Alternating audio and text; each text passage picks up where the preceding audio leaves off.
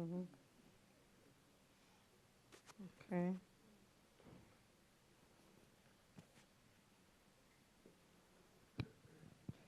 All right.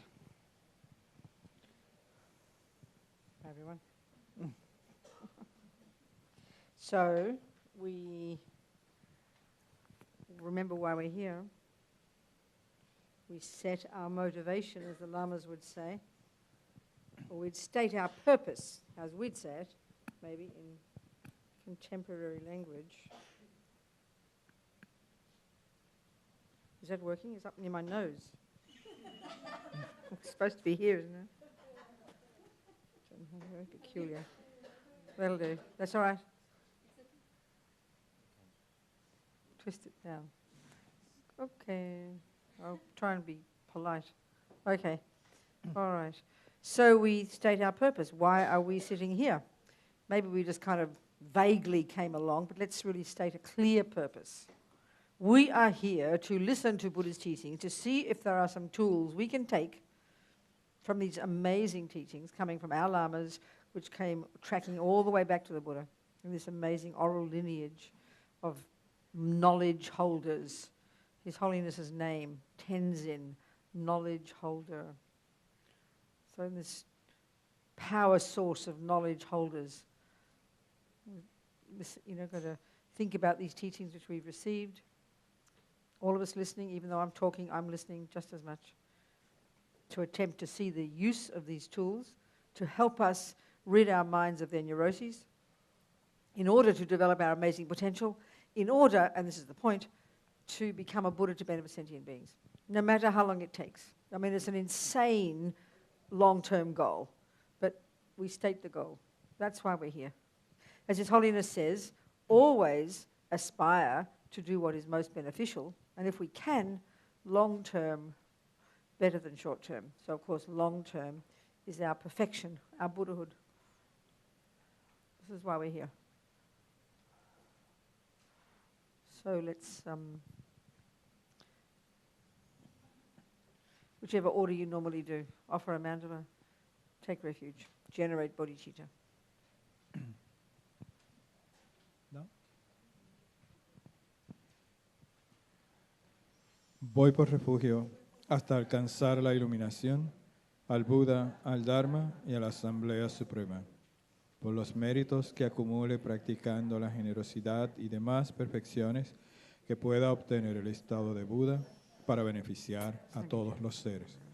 Voy por refugio hasta alcanzar la iluminación, al Buda, al Dharma y a la Asamblea Suprema, por los méritos que acumule practicando la generosidad y demás perfecciones que pueda obtener el estado de Buda para beneficiar a todos los seres.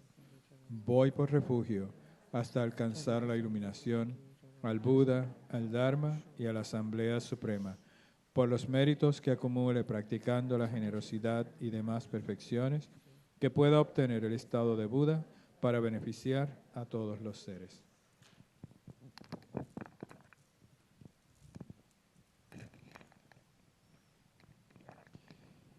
Esta tierra ungida con perfume y regada de flores, con el monte Meru, los 4 continentes, el sol y la luna, vista como una tierra pura de Budas, yo te ofrezco, que todos los seres puedan gozar de una tierra así. Oh sagrado y venerable Lama, desde las nubes de compasión que se forman en los cielos de tu sabiduría dharmakāyica, por favor, derrama una lluvia de Dharma vasto y profundo, de acuerdo precisamente con las necesidades de los que serán adiestrados. Idam Guru Rana Mandala Kamiyatayami.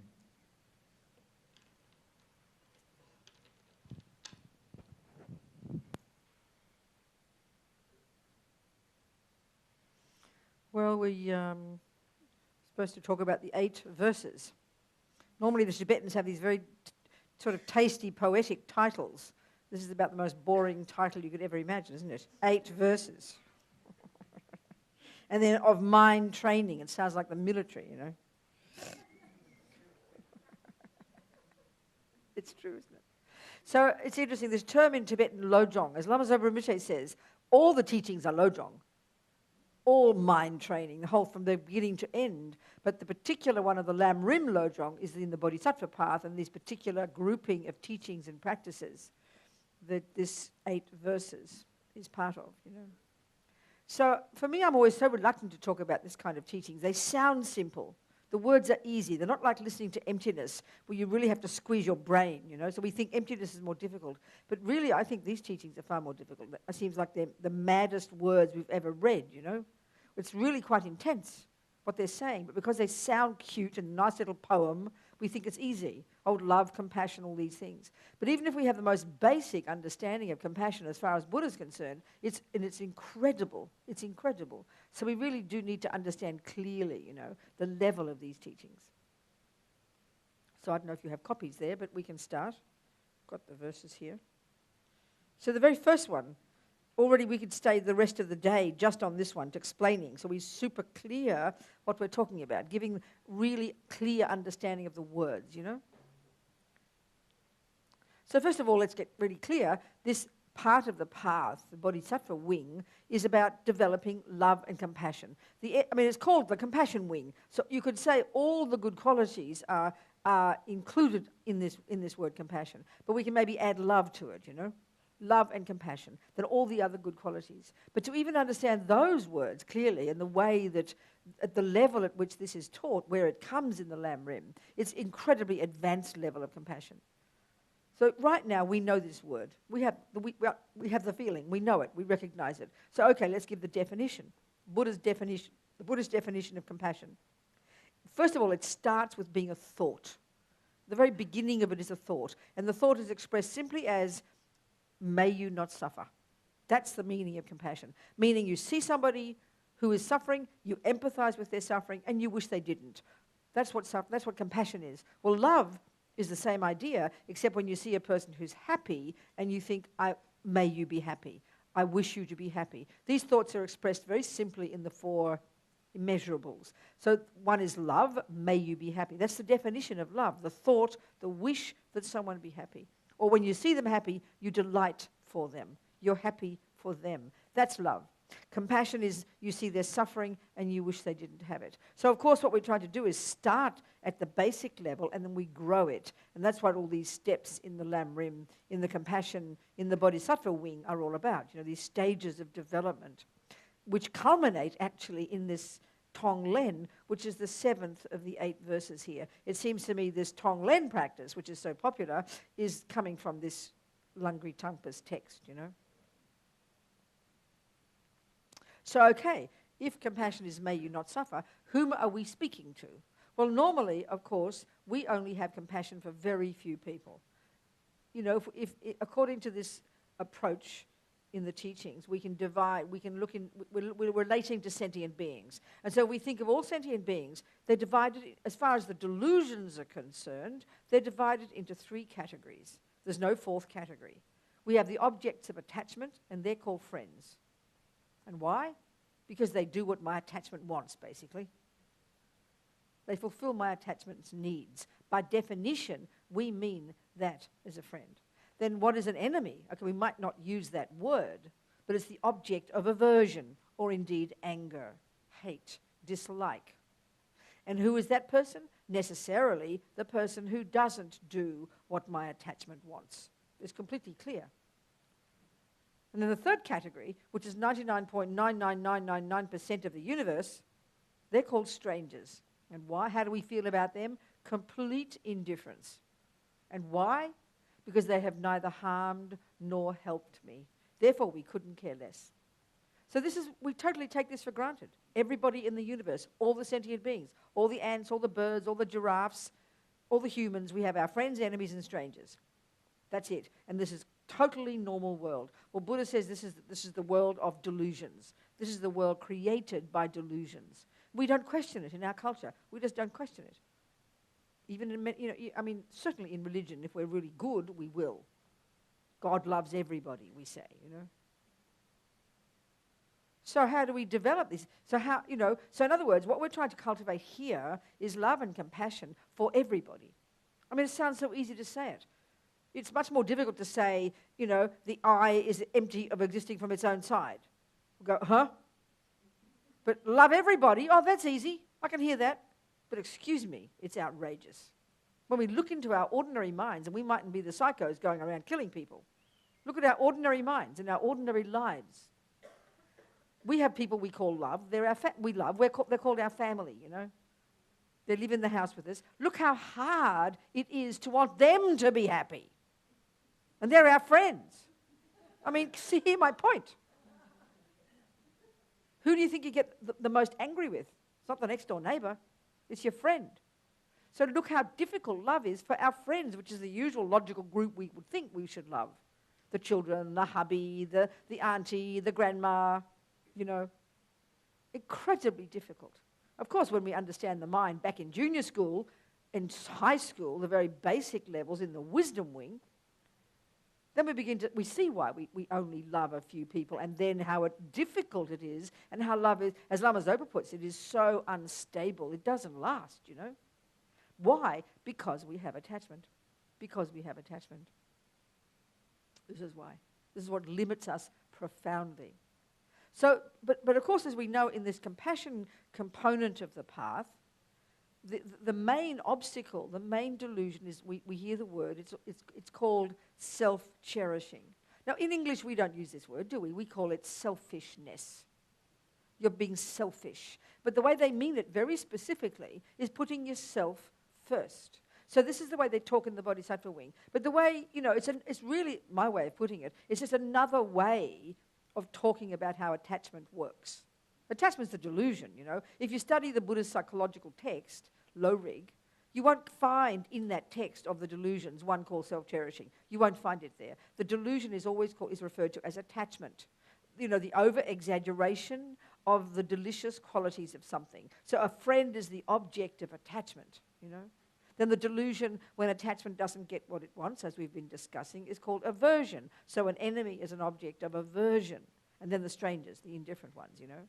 But the way, so the way, if we talk in the wisdom wing, the problem is attachment. But the way it is framed in the compassion wing, self-cherishing is called the problem. So it's almost, you could say, because we have ego grasping, the root delusion, which clings to the sense of self, because we have this, we have attachment to get what that self wants. And then because of this, we put self first. It's the way of understanding it. So self-cherishing in the Bodhisattva wing is seen as the main obstacle. What we're trying to do is learn to completely exchange that, turn it around in the most radical way and learn to cherish others more than self. This is the way it's described, as we know in the teachings. So this text, the 8 verses, you know, is in this tradition, gradually, step by step, getting us to rip out the instinctive neuroses that make the division between friend, enemy, and stranger, try to completely exchange self for others. This is the point that leads to the 7th verse, which is that one, you know. So, okay, that's that part first. But let's look now then what compassion is. We can say easily enough that compassion is this, may you not suffer. But let's analyze that a bit more deeply, because we need to understand it exactly. So, okay, as His Holiness says, compassion is not enough. Or another way to put it, you can't have compassion until you've got renunciation, which is what we first get in the wisdom wing, in the first stages of practice. So what's renunciation? We've got to understand this. If we need that before we get compassion, we have to understand renunciation, because we won't understand compassion properly if we don't. So, okay, renunciation has 2 parts. The first part is the recognition, I am suffering and I'm sick of it. I'm exhausted by suffering. I'm fed up with suffering. You know, you want to renounce suffering. The first part of renunciation as a valid realization is that I am sick of suffering. So now, until we understand what suffering is, we won't have renunciation. And if we don't have renunciation, how can we understand compassion when we say we want someone not to suffer? So we have to define our terms. What is suffering?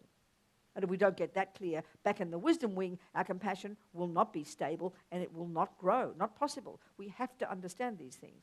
So renunciation is, I am sick of suffering. So what's suffering? Well, let's look at the First Noble Truth.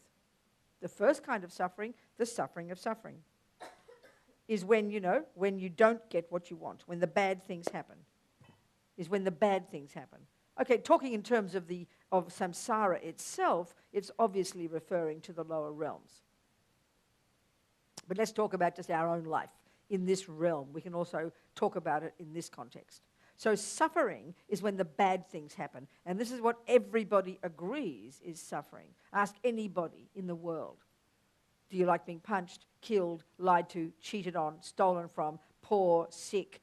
No, nobody does. That's what we mean by suffering. But that's not enough. For the Buddha, that's the tip of the iceberg.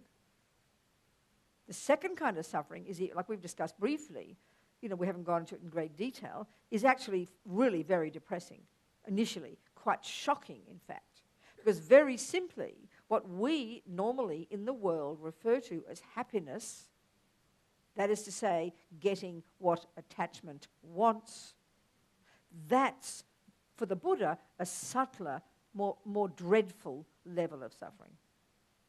This is hard to hear. We've got to really unpack this and analyze this. And again, if we don't understand this, we can't get renunciation. And if we haven't got renunciation, we cannot have valid compassion. This is a fact, you've got to go one step at a time. Each step of the way, properly, stably. So how is what we call happiness literally nothing other than suffering? Literally. Well, it's not complicated. It's just that it's so confusing for us because we don't think we have any option.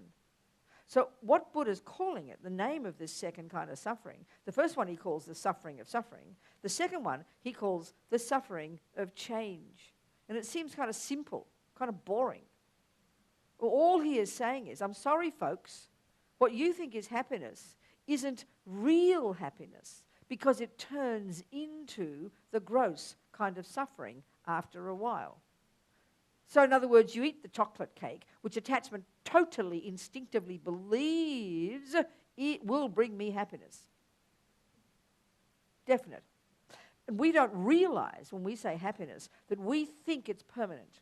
We want it to be permanent. We're frantic for it to be permanent. We are frantic for it to last forever. You look when you're in love.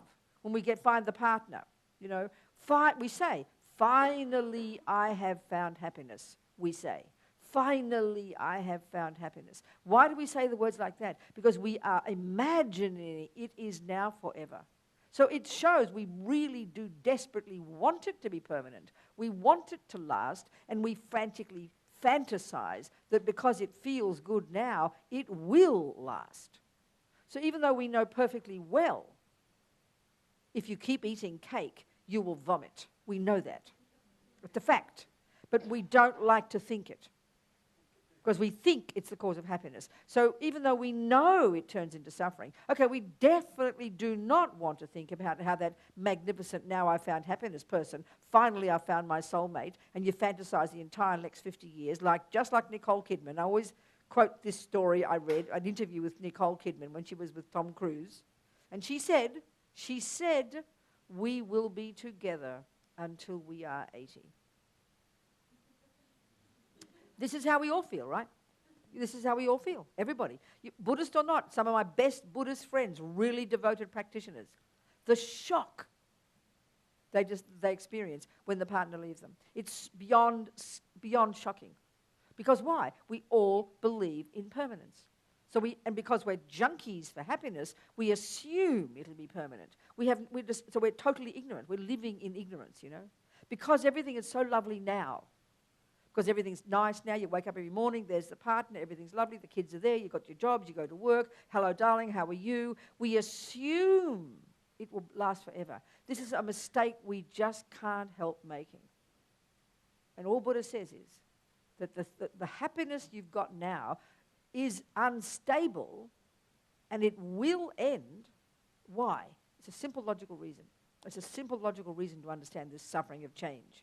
Because Buddha when he says it changes, obviously we have to go, oh, you mean there's a kind that doesn't change? We have to ask that question. It's obvious. If Buddha's calling the happiness that does change into gross suffering not happiness but actually suffering, well, we have to deduce logically he must have some little idea up his sleeve about there's some happiness that's around that won't change into suffering. And that's his point. In the third noble truth, he tells us about that. And the words are very simple. He says every living being has the potential to accomplish happiness, whatever word you want to use, bliss, happiness, joy, you name it, all the words mean the same thing. Every mind has the potential to achieve happiness that doesn't change into suffering. Very simple. What happened? Am I imagining conversations? Am I going mad? I keep hearing conversations over in that corner. What? Oh, I see. Your cell phone? Oh, well, good. Okay. Oh, I see. Okay. I get it. I see. Okay, are we understanding so far what I'm saying? Are we following the steps I'm going through? We have to have compassion. Compassion for every sentient being. What does that mean? You won't have it unless you have renunciation. What's renunciation? It means I don't want to suffer. I'm sick of suffering. What's suffering? First noble truth. Gross level of suffering. Suffering is suffering. We all know we don't want that one. Second kind of suffering, really depressing, what we call happiness, which is how we all, and we crave this every single day.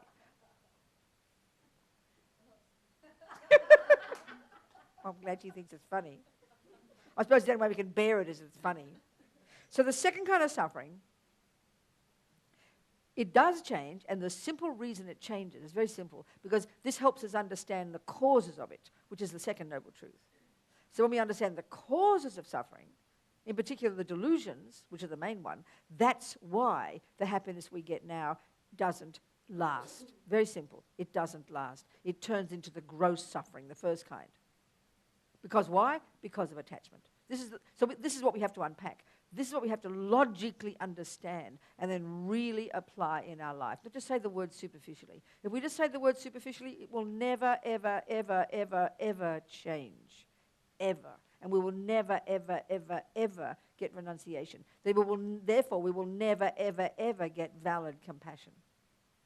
Therefore, we will never, ever, ever realize emptiness. Therefore, we will never, ever, ever get enlightened.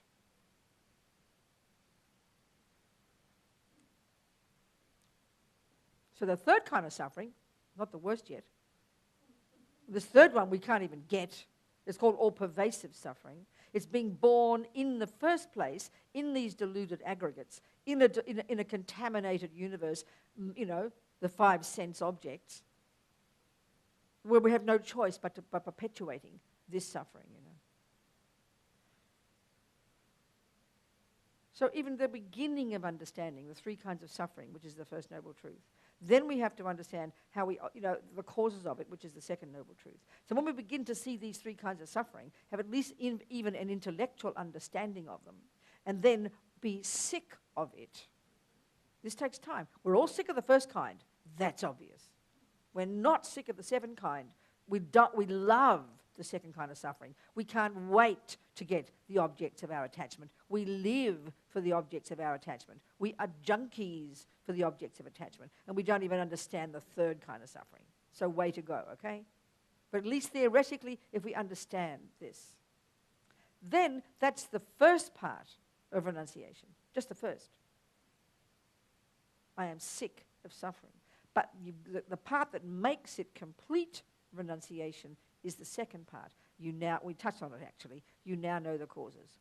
Karma and delusions. Karma, which is the actions, mental actions, and physical and verbal that we did in the past that left seeds in our mind that that program our mind that these seeds ripen in the present as our suffering.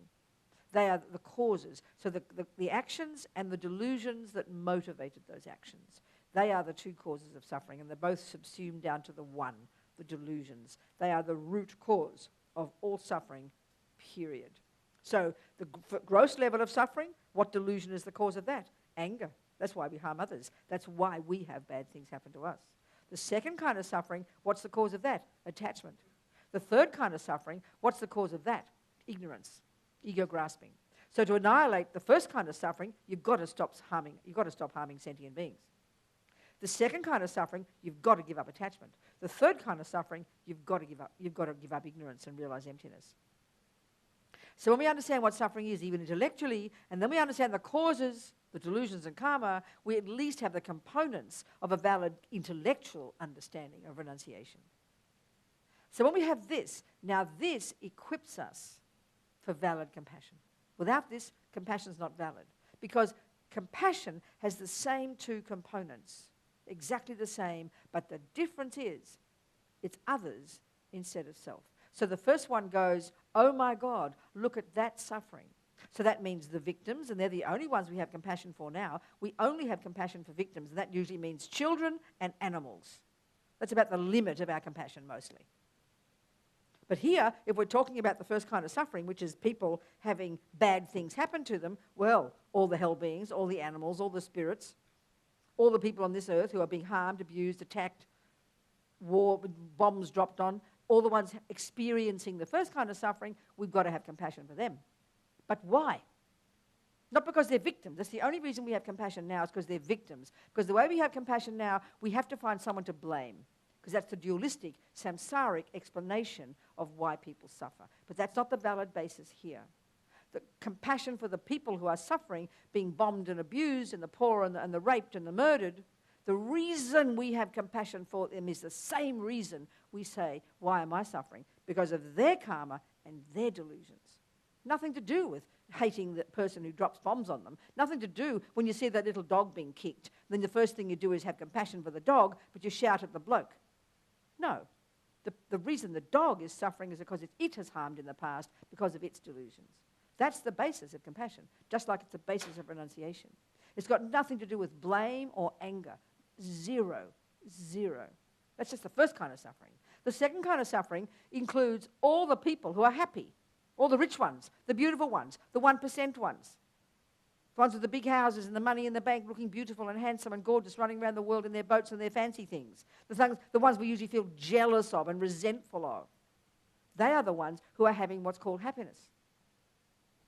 Why do we have compassion for them? Because it's a lie. It's not happiness. It will change into the gross suffering. And why? Because of delusions. So that's the basis of why we have compassion for all of those people. And then, of course, we've got to have all the people who do the harming to the first group. What about them? We don't think they're suffering, but they're the ones who are, in fact, we would have more compassion for them. Why? Because the victims are just finishing their suffering. The harmers are just beginning their suffering. So we'd have compassion for all of them. We'd have compassion for all the poor and the sick. We'd have compassion for all the rich and the beautiful. And all of them we'd have compassion because of the subtlest level of suffering, because of all pervasive suffering. So in other words, necessarily having renunciation, understanding suffering, understanding what its causes are, the three kinds, and then this is renunciation for ourselves. You simply exchange it for others, and you see that that's why they're suffering. Therefore, you have compassion for every single one of them, without exception. This is the logic of compassion. So, it's no easy word to say compassion. It sounds insane. We just think of it as a nice, gooey feeling. Oh, I had some compassion yesterday. I cried. And, of course, our problem is, too, we do have compassion, there's no question, but it's very unstable. We have moments of it, every now and then. So it's not stable. It's like, and that's not a realization at all. So what we have to do in all the training in the compassion wing is go step by step by step. First equanimity, then this, then that, then this, then that, then Tonglen. Gradually, slowly, building it up until a genuine realization is when it wouldn't just come and go. And of course, way to go. This is huge, massive, unbelievable. Seems so high, So at least theoretically understanding these words is incredibly important. Otherwise, texts like this have no meaning. This sounds like demented. So the first verse, it tells us, in order to get the greatest benefit from sentient beings, it sounds peculiar to us. It sounds like you're using sentient beings. But this is the way they talk. Because the point is here, all what we're trying to do here is we cultivate compassion. We are trying to get compassion. Goodness me, I'm going to have to hold it. I can't stand it. Sorry. I'll do like this. So we are trying to get compassion, okay? So if I'm trying to get compassion, then obviously what I need to get compassion is a suffering sentient being, isn't it? Right? It's logical. I need suffering sentient beings. It's in this way that they talk about how we need sentient beings, how to get the benefit, the greatest possible benefit from all sentient beings. So, you know, in the wisdom wing, you've got to give up the world. Give up sex, drugs, and rock and roll, you go to the mountains. That's how you get renunciation really quickly. But then you come down the mountain for the bodhisattva path, because now all the crazy sentient beings in the middle of the, you know, all the junky, miserable sentient beings, these are the grist for your mill. You need these sentient beings badly. It's impossible to get compassion if you don't have suffering sentient beings. Just like you would say, if you've just gone and trained to be a healer, a doctor, you need sick people. You don't want them to be sick, but if you don't have sick people, you're useless. You've got to find sick people. You need them. Same here. We need suffering sentient beings. So in order, the first verse, determined to obtain the greatest possible benefit from all sentient beings. And even these phrases, we say them so sweetly, you know, but it's insane. Who are more precious than a wish-fulfilling jewel? Well, first of all, we haven't got a clue what a wish-fulfilling jewel is. Some fantasy thing, I don't know, that such that if anything you had, anything you want, you'd get. If there were such a thing, which we think was pretty cool, all these suffering sentient beings, all the wackos, all the psychos, all the pedophiles, all the mean ex-husbands, okay? We would see them as most precious, holding them most dear in our hearts at all times. I mean, these words are so simple, but they're outrageous words. Really, they're outrageous, so shocking. Listen to them, you know, unbelievable. Can't imagine it. That's the first verse. They get worse as we go. Verse 2 is just, you know, it's just too much, so we have to find a simple way to understand it. Verse 2 says, I do take risks. It's my natural potential. It's my natural state. I have so many speeding tickets from driving. When finally I crashed my car in Australia, all my sisters sighed a breath of relief. They were living in terror every time I drive, because I always drive too fast and get too many speeding tickets and nearly crash. Well, I don't think I nearly crash. I think I'm a good driver, but never mind. Okay, this one says, I mean, it's insane. I can't get over these verses. When you're in the company of others, I will always consider myself the lowest of all. Now, Pabonka Rinpoche says you need to be a suitable vessel to even hear these teachings. This type of teaching, which came from Atisha, from Don Pompa, who came from Atisha, who got them from Selingpa, his guru in Indonesia, they were kept secret in Tibet. They were kept secret because they're so outrageous, you know. Hear this, it's unbelievable. So Pabonka says we need to be a suitable vessel to really be able to even hear these teachings properly so that we can properly practice them. And all he means is that you've got to have done the earlier work in the wisdom wing. Understanding the nuts and bolts of karma, working on your mind, calming your crazy delusions down, getting some self-confidence, stop feeling so self-piteous and miserable and angry and jealous and depressed. I mean, you understand my point. Because if a person who has got a severe victim mentality here, and this is most of us, you hear that you're supposed to see yourself as the lowest of all, you'd say, well, excuse me, mate, I already do. You don't get it, you know. We would not get it at all. It's too confusing.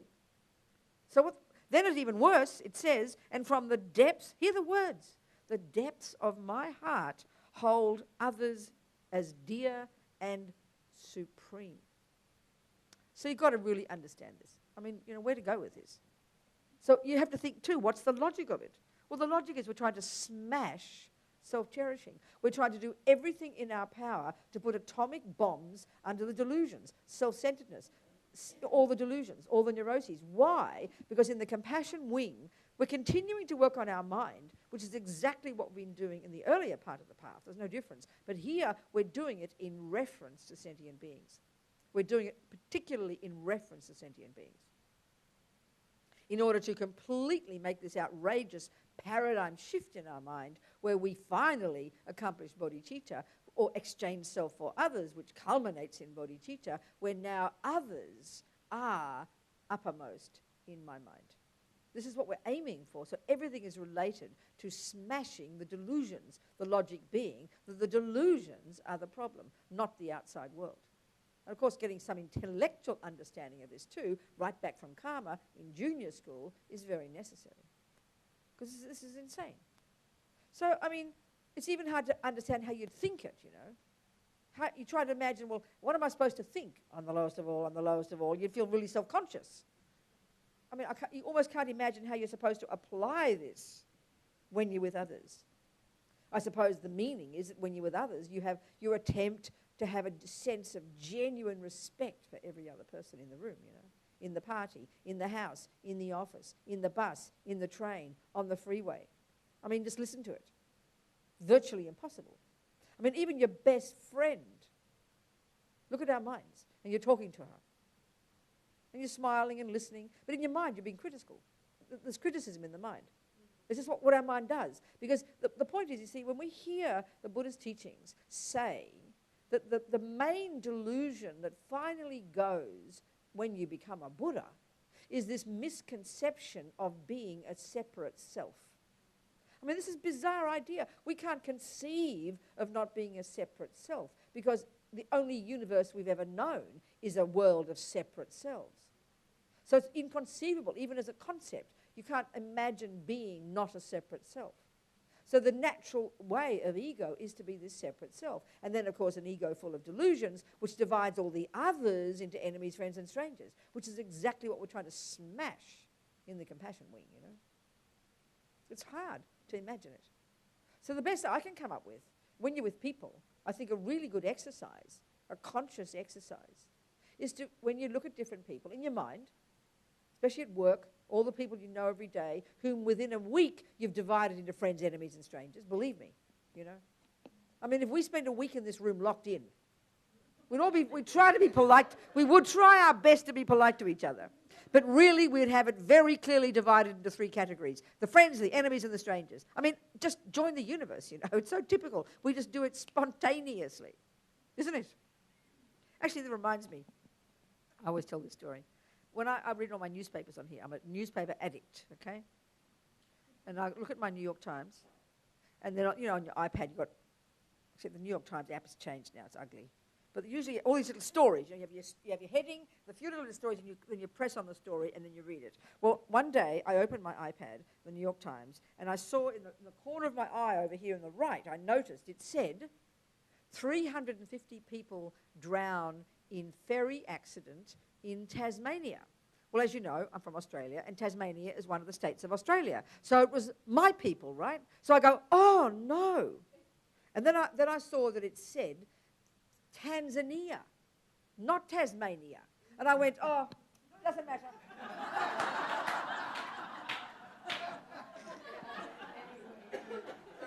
We just can't help it. It's just so deep inside us, you know. You understand? So, of course, I had to open the story and read it and try and conjure up compassion for all these strangers in my life. Tanzanians, I don't even know where it is, you know.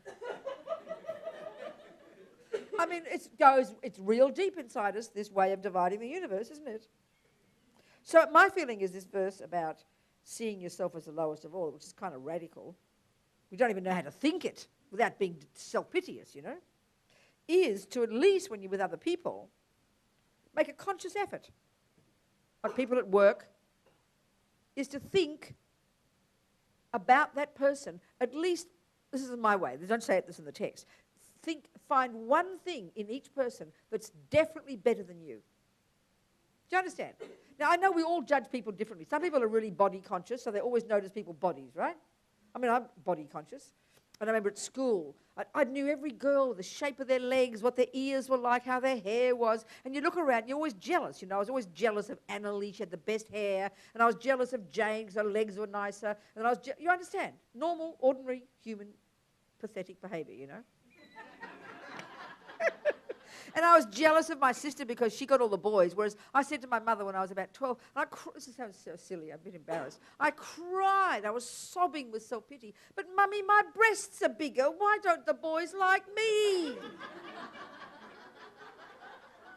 I'll never forget. I just think the logic was just, I don't know what is wrong with these boys. Can't they see, you know?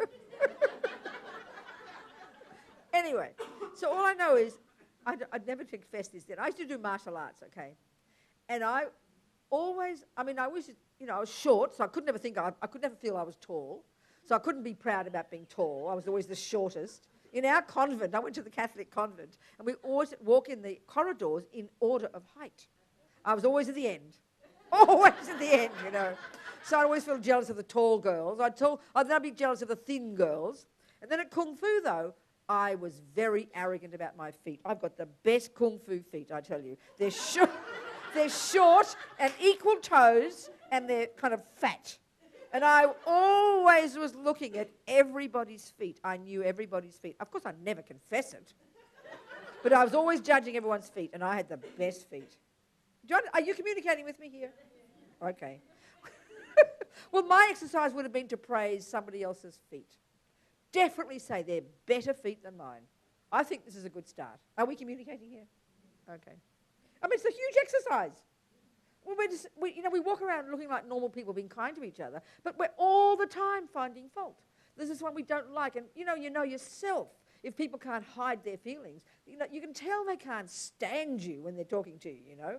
But at least we can be polite enough to pretend to like each other, which is a good start. Don't think it's not.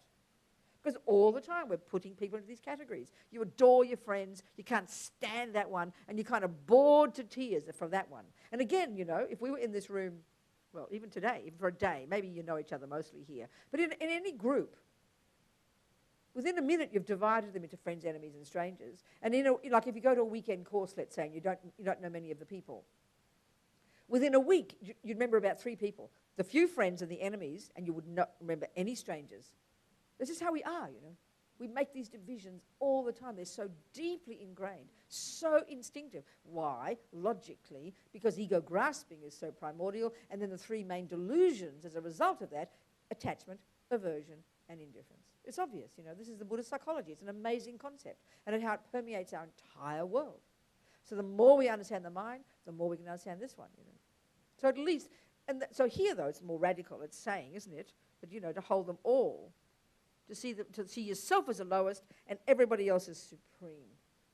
His holiness, it's amazing. People, we can see how easy he is to like. And he says very often, whoever I'm with, I think they're my best friend. And I tell you, a few times when the FPMT, Lama Zopa in Lama Yeshe's organization, I know the first time was in 84, 82, Lama Yeshe invited His Holiness to Europe. Quite a few of the centers then. Actually, Lama Yeshe invited 10 of us, his students, to be security guards for His Holiness, and I was one of them, It was amazing. 5 men and 5 women he chose. So we hung out with His Holiness for these 6 weeks, traveling on aeroplanes, guarding his hotel door, looking like security guards. What did we do? We didn't have any guns or anything. Anyway, the point is, it was amazing to observe. It was in 1982. Not many Europeans had heard of His Holiness. But where we were, Italy, Spain, people in tears. I remember the mayor of Rome, this little old Catholic. He's in little tears. He's saying, this is the greatest day of my life, These Catholic Carthusian meditating monks were blissed out in this meeting they had with His Holiness. Everywhere you turn, these people were moved by this person, just being friendly and funny. I remember in Pisa, where His Holiness gave a course for 10 days. And we had this big marquee. And so there was this little house, the Valletta, at the center there, Istituto Lama Tsongkhapa. And His Holiness would stay in this little Valletta. And then the security, the Pisa government, the city government, sent these terrorist squad cops, these young guys with their machine guns, to be sort of the serious guards. And they'd stand there. And then one of us would have to stand there too, pretending we're guarding as well, So in the beginning, these young guys, these young cops, you could tell they were so cynical when they saw His Holiness, this weird-looking Buddhist, But by the end of the 10 days, I tell you, he just had to grin at them every day and whack them on the back, By the end of the 10 days, they were in love with him. It was incredible to observe how he touched ordinary people's minds, we know this, we see this. But he had this, like you can see with people like him, the Buddha, of course, there's not a single fraction of division.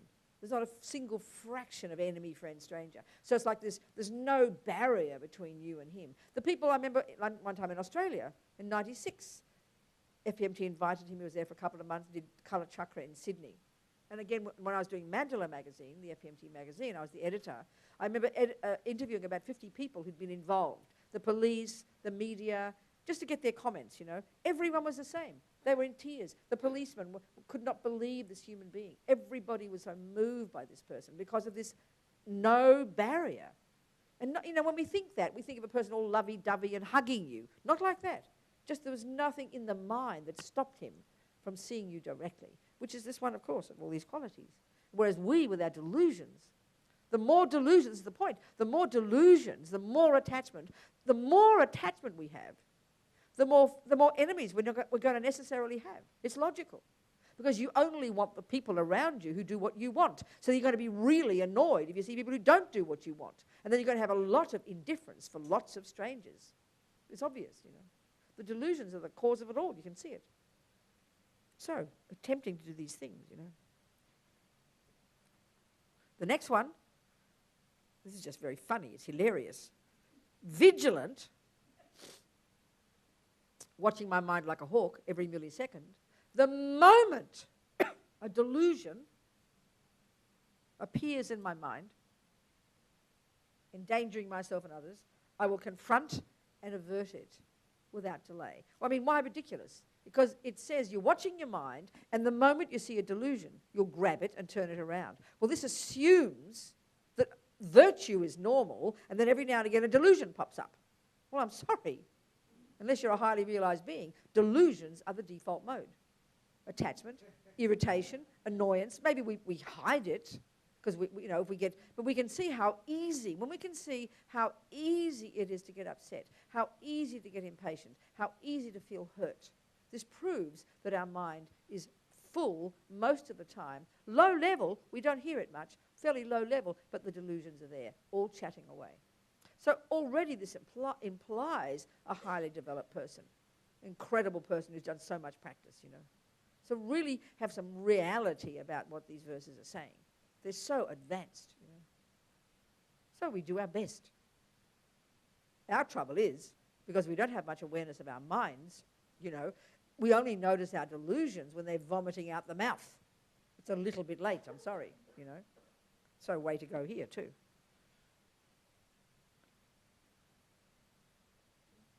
Verse 4, now it gets heavy, really heavy. They use these nice words like, whenever I see beings who are wicked in nature and overwhelmed by violent negative actions and suffering. Well, I don't know. I asked the last group I was at, what's a better word for that? And we came up with psycho. It's the best word. The psychos. Don't we use words like this? You know, beings who are wicked in nature and overwhelmed by violent negative actions and suffering. It's a really good definition of a psycho. Or the pedophiles. You know, the warmongers. The liars who are, you know, the thieves who are ripping people off. We know this. We know the world is full of these people. We read every single day about these people. Forget about, you know, your next door neighbor or your ex-husband. Isn't it? You understand? So, I mean, whenever I see these people, this is where it's just, it seems like a joke, you know. I will hold these rare ones as dear as if I found a precious treasure. I mean, it's just too high, you know. No wonder they kept these teachers secret. It's insane. I also can't stand doing these verses. I'm sorry, it's just too much. You understand? I'd rather talk about emptiness. I really would. It feels much safer. I really would. You understand? This is completely incredible. So why would I want to think I have just found a precious treasure when I meet a psycho? Why? I mean, it's like, it's so easy to say, oh, a being of wicked nature. Oh, a sinner, you know. A psycho, okay? Because why would I want, and they're hardly rare. I'm sorry they say rare here. I mean, they don't know what they're talking about. We live in a world of psychos, and we hear about them every day because of all our media. So it's, I think if we came straight from the 8th century to now, we'd all have mental breakdowns instantaneously. We wouldn't cope with the hell realm this world is, you know. Because this is so normal for us now, isn't it? To see violently insane people, mass murderers of children in school, children who mass murder children. I mean, look at suffering. Talk about suffering. And that's why you can't begin to hear this until you know what compassion is. And you can't begin to know what compassion is until you understand renunciation. And you can't begin to understand renunciation until you understand the 3 kinds of suffering. And you can't begin to have renunciation if you don't understand karma and delusions. So you've got to track it back and use the logical basis to build it on. Otherwise it's just demented. It's mad, Because here, remember, the point of all this practice is to rip out my delusions. That's the point. The only point of all of this is to rip out my self-centeredness, to rip out my delusions, and to develop, as Lama Zopa calls it, unbearable compassion for sentient beings. So you can see how high it is.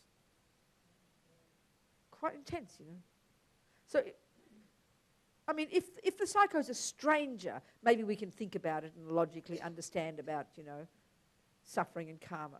But as soon as it gets close to home, it's like beyond bearing to think these thoughts.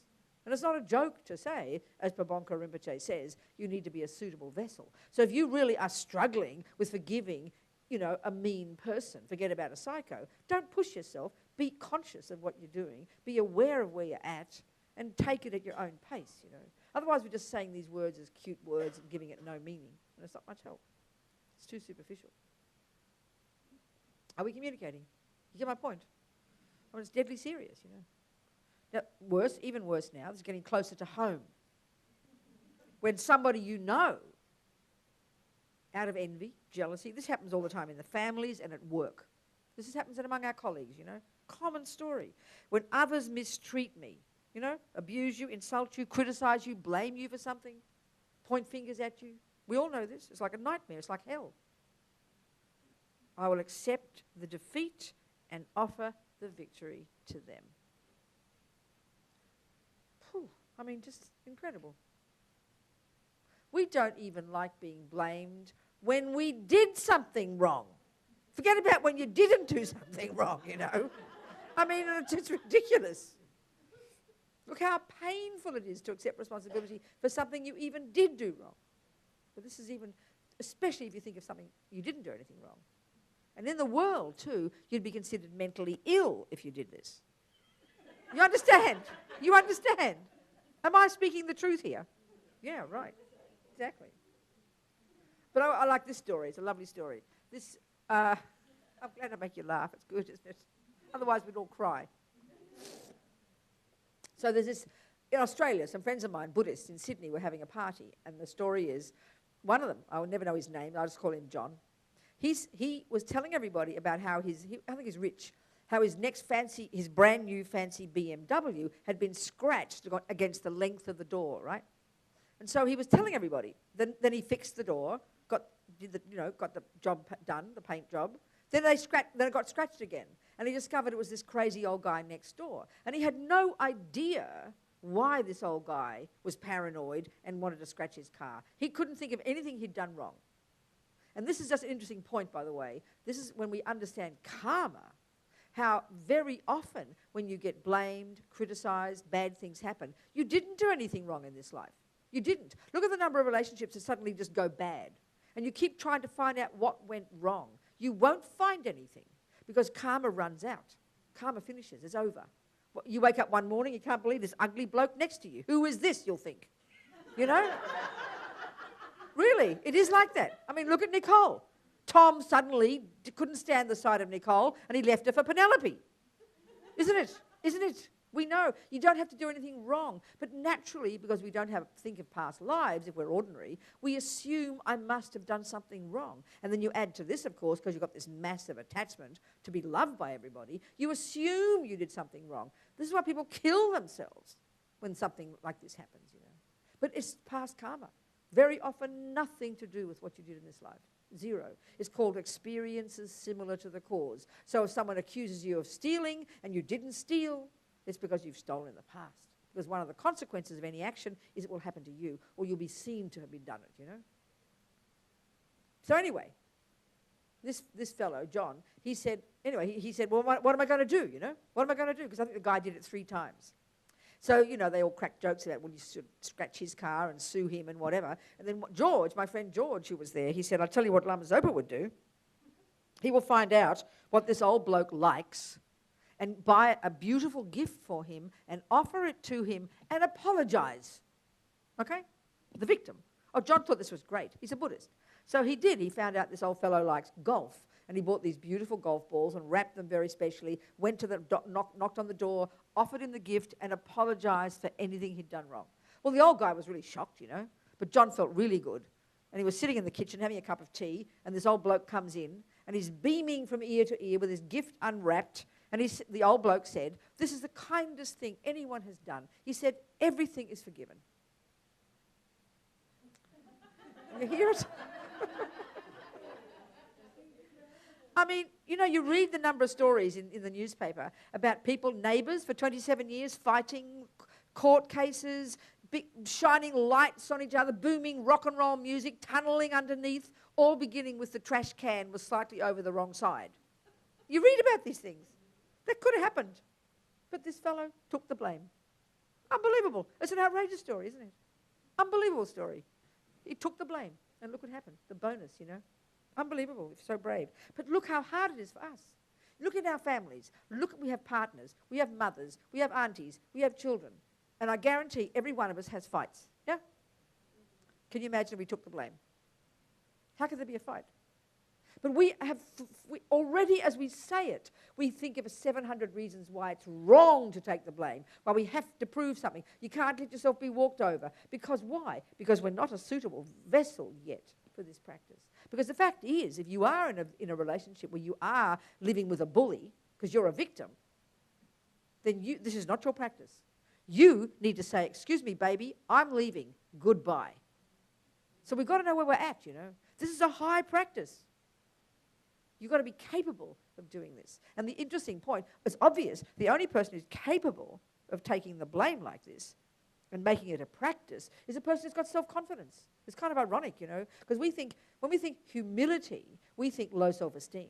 But low self-esteem, which is self-loathing, which is an extreme delusion, which paralyzes you, makes you feel like a victim, allows everybody to walk over you and abuse you. Low self-esteem is the flip side of pride, actually. It's embarrassing to hear it. If you didn't have arrogance, meaning if you didn't want to be seen, if you didn't want to be the highest, arrogance thinks you're the highest, low self-esteem thinks you're the lowest in the neurotic way. So if we didn't want to be the highest, we would never mind if we were the lowest.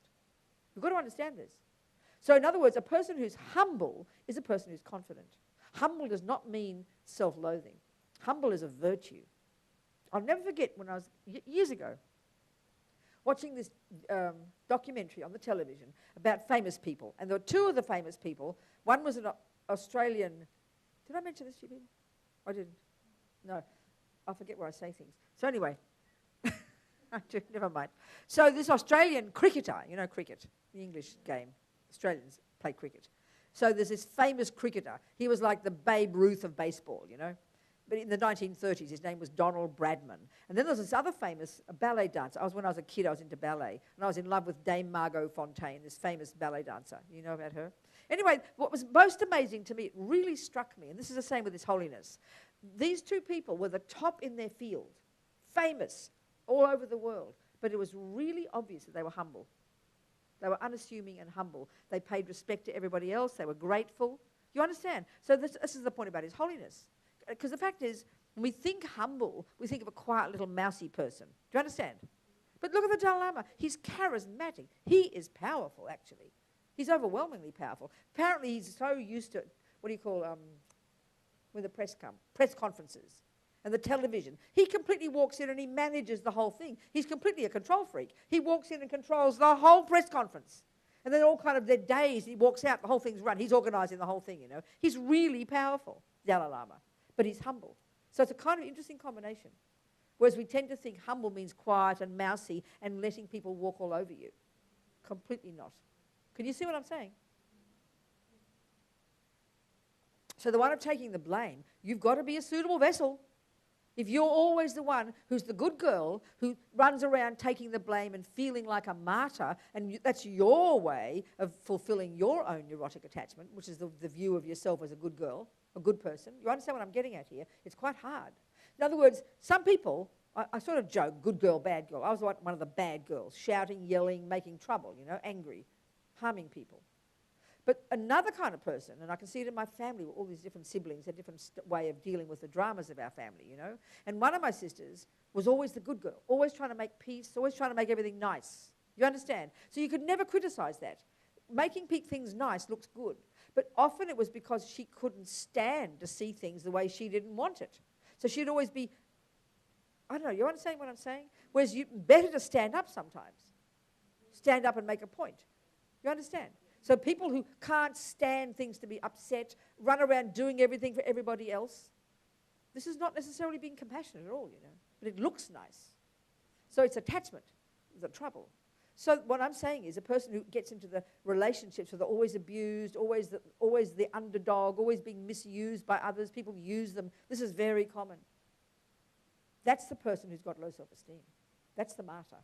That's the victim.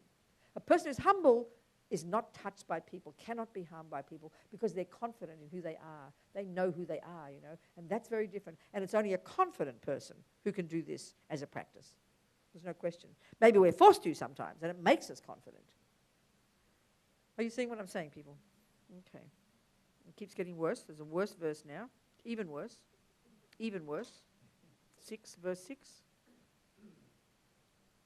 Where is it? Okay. This is where it's even closer to home now. This is probably your beloved, your husband. This is for me, this is the one you've been married for 40 years, or husband or wife, and they walk out on you. Suddenly, overnight, they fall in love with a younger version.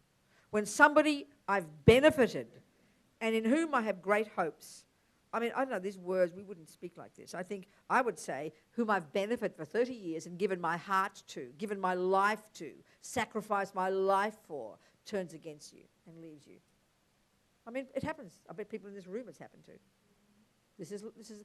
I can't even imagine the pain of this. Because when we have these close relationships, we assume nothing is secret. You give everything of yourself. They give you everything of them. There's nothing secret. And then this person walks out with your heart. Oh, I can't even imagine the pain. And that's that they maybe didn't beat you up, I will regard that person as my holy guru. Same reason as before. Why? Because you're trying to find the cause of your suffering and to stop it from the cause of your suffering and the cause of why you're separate from sentient beings. Delusions, self-centeredness, self-cherishing, based on attachment, anger, and based on ego grasping. So it's intense, really intense. Every one of these practices is like in your face, The wisdom wing is like playing safe. The main thing there is you back off and leave sentient beings alone, please. Leave them alone. Mind your own business. Keep out of the way. Work on your own mind. Here, you're in the middle. It's like you're asking for trouble. Being around horrible people, mean people, ugly husbands, abusers, the horrible people at work, being attacked, being driven off the road by a horrible car, and being glad and happy and seeing they're your guru, the best, the most precious people. Listen to it. One step at a time, please. You with me? Okay. And then 7, this is Tonglen. This is where it came from. In short, both directly and indirectly, I offer every happiness and benefit to all my mothers. That's the giving part.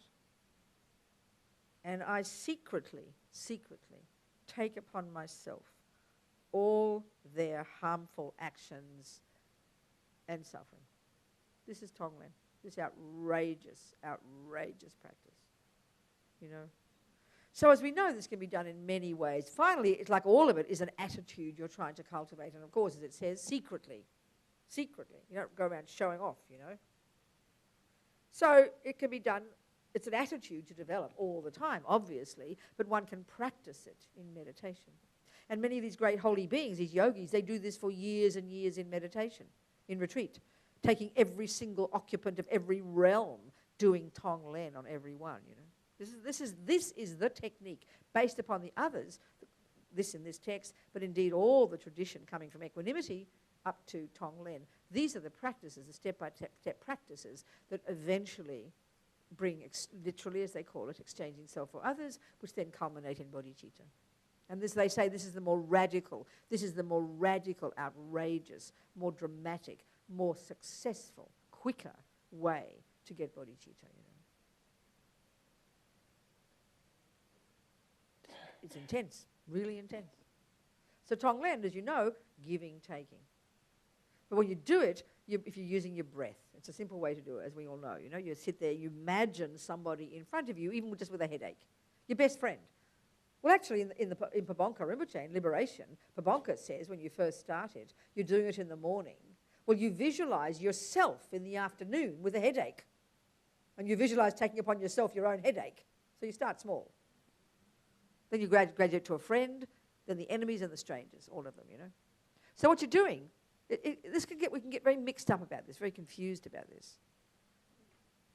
But strictly speaking, Tonglen. Okay, so first of all, we're thinking if I'm breathing in a headache, if I'm imagining wanting to take upon myself a headache, we think, oh, well, I must be trying to get a headache.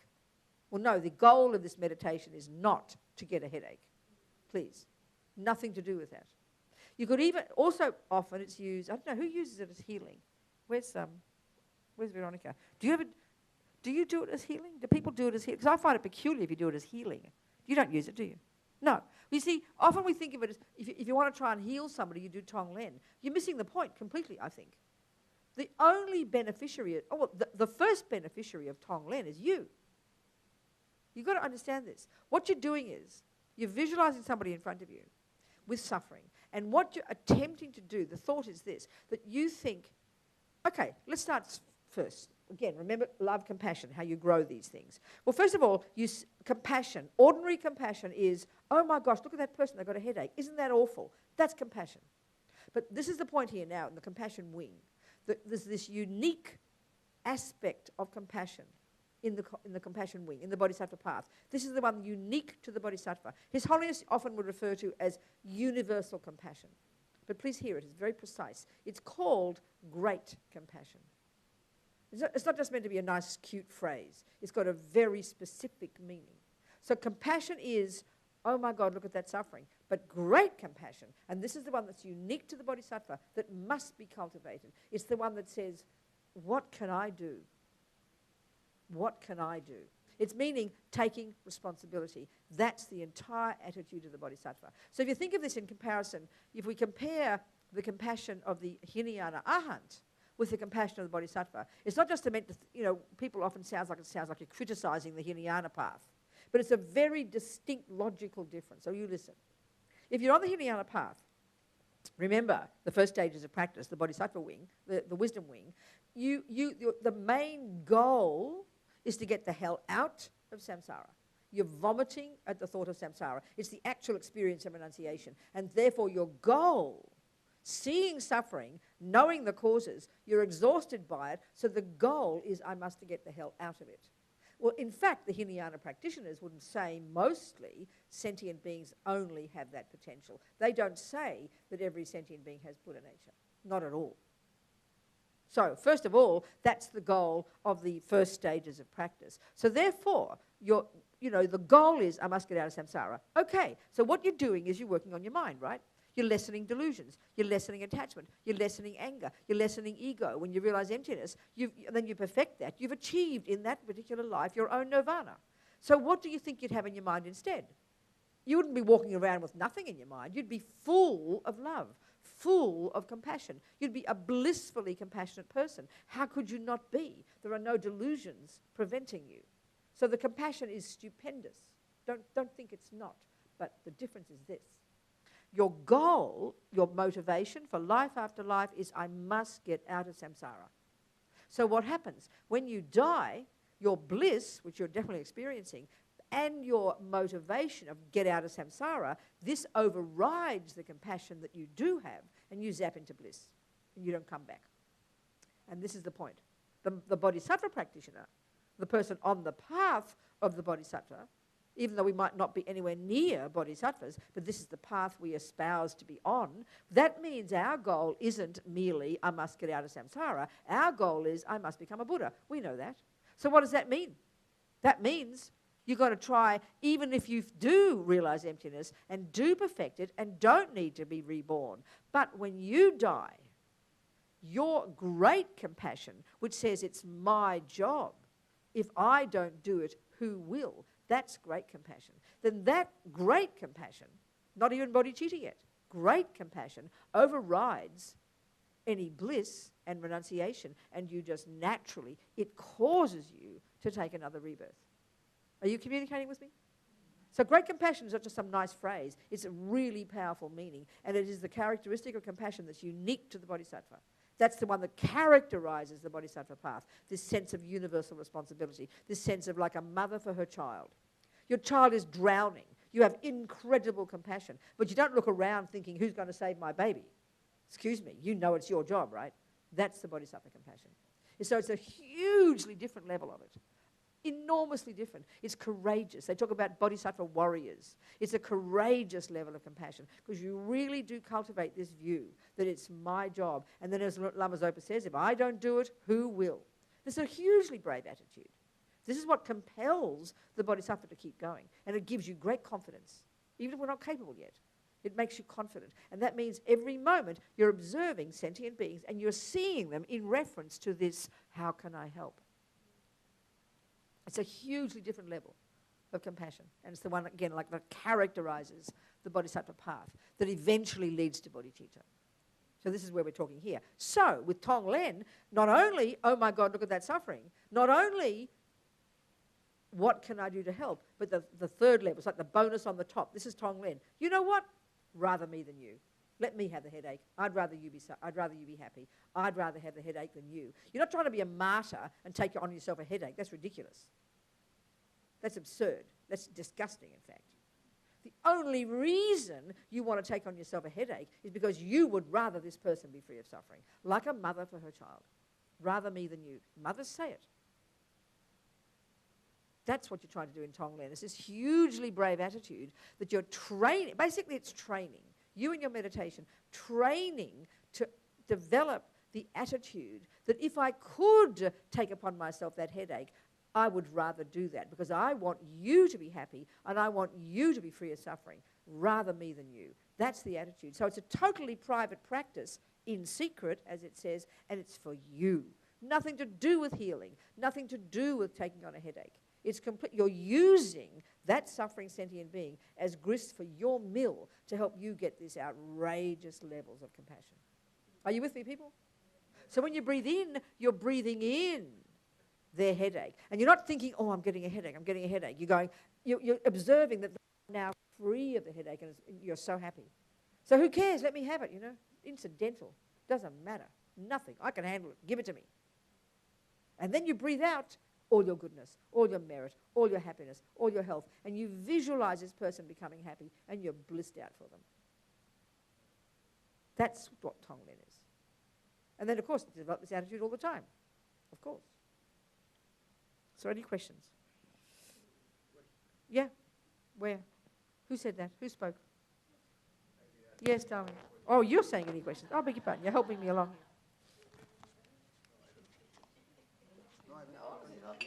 Yeah, go on. This one. Okay. Huh? Okay. Who? Question. Come on. I've been talking for an hour and a half. Give me a break. Come on. You must have some questions. Confusions. Not sure. Karma. The mind. Delusions. Cause of suffering. Attachment. Come on. I've said so much. Oh, thank God. Talk to me. Yes, sweetheart. Uh-huh. Regarding what you said yesterday about the environment karma. Yeah. And what you're talking about today and about compassion to strangers. In practicality on a day-to-day basis, when you see that you're having that delusion that, okay, I'm judging the person, how can you change that thought to something new or try to train the mind What do you mean how? You know how. Yeah, You don't know how to have another thought? yeah, but the issue is that there's so many that they're judgmental. Sorry, darling, what? There's so many thoughts that are judgmental. Of course that there are. It's come. our mind right now. It's a sewer, basically, our mind right now. That's okay. We know that. So you can only just do what you can. You can't make it go away overnight. You've got to have the courage to see all your negative thoughts, all the judgments, and we're going to keep seeing more and more, sweetheart.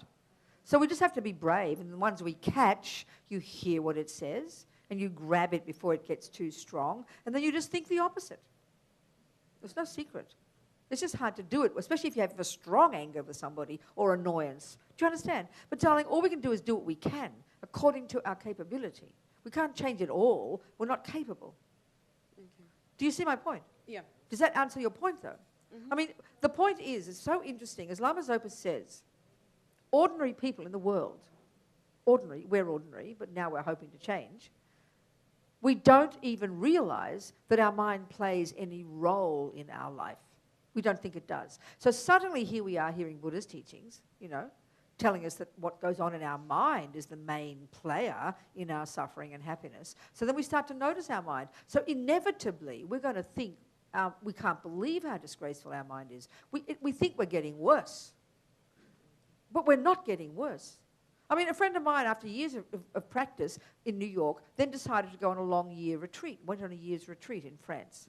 She said, I came back to New York after the year, Robina, but I realized I had only just begun. I just began to see my mind. Then she went back for another year, and then another year. So, honey, way to go. It's in the beginning, it's just completely confusing because our mind we know is completely out of control, isn't it? If we wrote down every thought we'd have a novel by the end of the day. Isn't it true, though? So the scary part is when we start to see it. Then we hear Buddha says anger's no good, attachment's no good. Of course, we start feeling guilty. Oh, my God, my mind's a mess.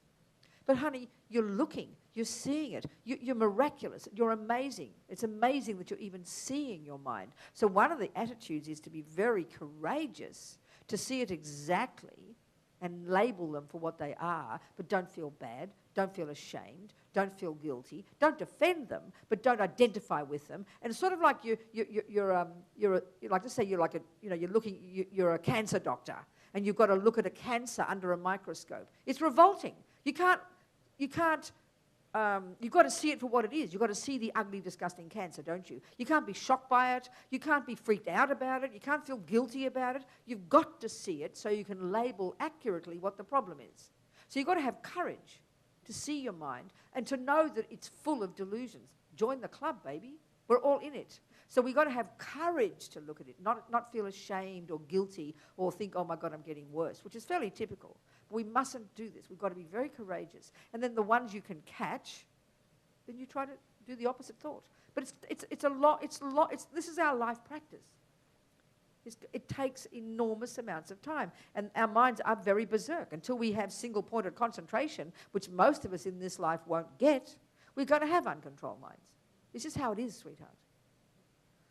But so this is why in practice it's stage by stage. So the first stages of practice, the lowest scope, I like to call it junior school, Buddha's telling us mostly about our body and our speech. He's not even going on about the mind very much. He says, don't kill, don't lie, don't steal, don't cheat on your partner, don't badmouth people. I mean, for us humans, my feeling is we mightn't run around raping and killing too many people, but our speech is the one that does the harm. We love to talk bad things about people behind their backs. We can't wait to get home, to get to the office, our friends, and we go blah, blah, blah. So the first step is control your speech. Already this can help control our mind, Because if all the time we're vomiting out our negative thoughts, of course it's stirring up the mess. So an amazing practice is try and protect our speech. At least don't say something. It's incredible. That's incredible practice. Then we're equipped to start seeing our mind. But it's just very tough work. In general, it's a really hard job. So we've got to be very courageous, optimistic, and be glad you're seeing the problem. Do you understand? Yes, thank you. Does it make sense? And then you try, and it's sort of not rocket science. An angry thought is when you're thinking a horrible person. Try to think the opposite. You don't get all holy. You do your best, We do our best, darling. If you've got a lot of anger towards a close friend, it's very hard to have good thoughts. At least try and calm the anger down, or at least can protect your mouth. So we've got to know how strong the emotion is, how connected we are with the person, and then if we have a good friend who we can speak to and trust to help us work it out, that's why we have a good therapist. If we can do it ourselves, fantastic. But it's just full-on work. But like any job, as you get better at it, it gets easier. Do you understand? Yes. Thank you. Okay. What else? Someone else? Yeah. Yes.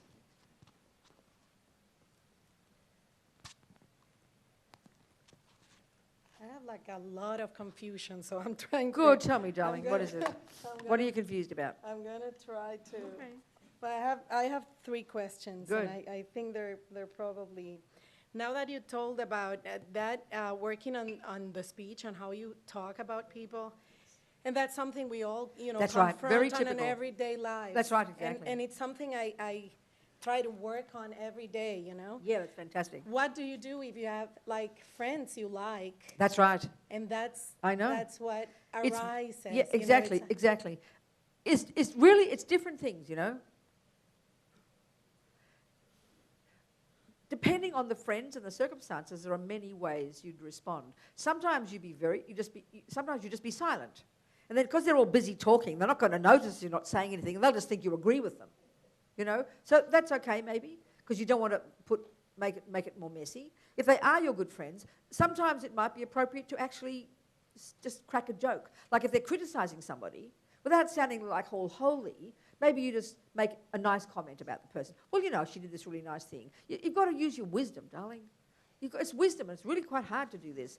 Because and then, of course, the point gets to if these people are your friends, but all they ever do is badmouth people, and you're seeing it's distressing for your mind, well, you've got to give them up. You've got to know what you can handle, know how close you are to them. You've got to really use your wisdom there.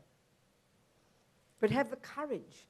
This is where we have attachment to wanting people to like us and approve of us. And this is what happens in groups. Because if you're starting acting like a goody-goody and saying all holy things, they're all going to start talking about you behind your back. And, because it's very difficult. We've got to really be careful also whom we choose as friends, Knowing our own mind, we're going to know everybody else's mind, which is attachment, mean, nasty. Not everybody, but you get my point. We've got to be very careful. Totally. Protect ourselves. And so the other 2 are about karma, the other 2 questions. Yeah, but go on. In 2 different ways. Uh-huh. Like I have a specific question, but with a specific situation, Uh-huh. but I can translate it. Like my dad has Parkinson's disease for Yes, ages. And okay. now he's fine, but he's he struggles a lot. So one day he's fine, but at the other he's not. And I've had thoughts of that not being quality life anymore. That's right. And so is that a bad, like So you're feeling, he should die, you mean? like sometimes I understand. I have. I understand And that. I've thought it's not fair for my mom who I takes understand care that. of That's him, right. That's right. But then at the same time, Yes. I don't know if that's compassionate. Okay, Thinking so let's about think. that, or Let's it- just look at it from a different point of view. Let's look at it from a typical Buddhist point of view, a Buddhist way of interpreting the scenario. So there's your mother and father together, right? And she's taking care of him. So is he very debilitated? Is he very ill? Well, he's in a wheelchair. He goes. He Right. one day he's fine. Fine and those meaning are the- mentally or physically? No, mentally. He doesn't walk anymore, but he can eat. His So own when you say food, he fine, what do you mean happy?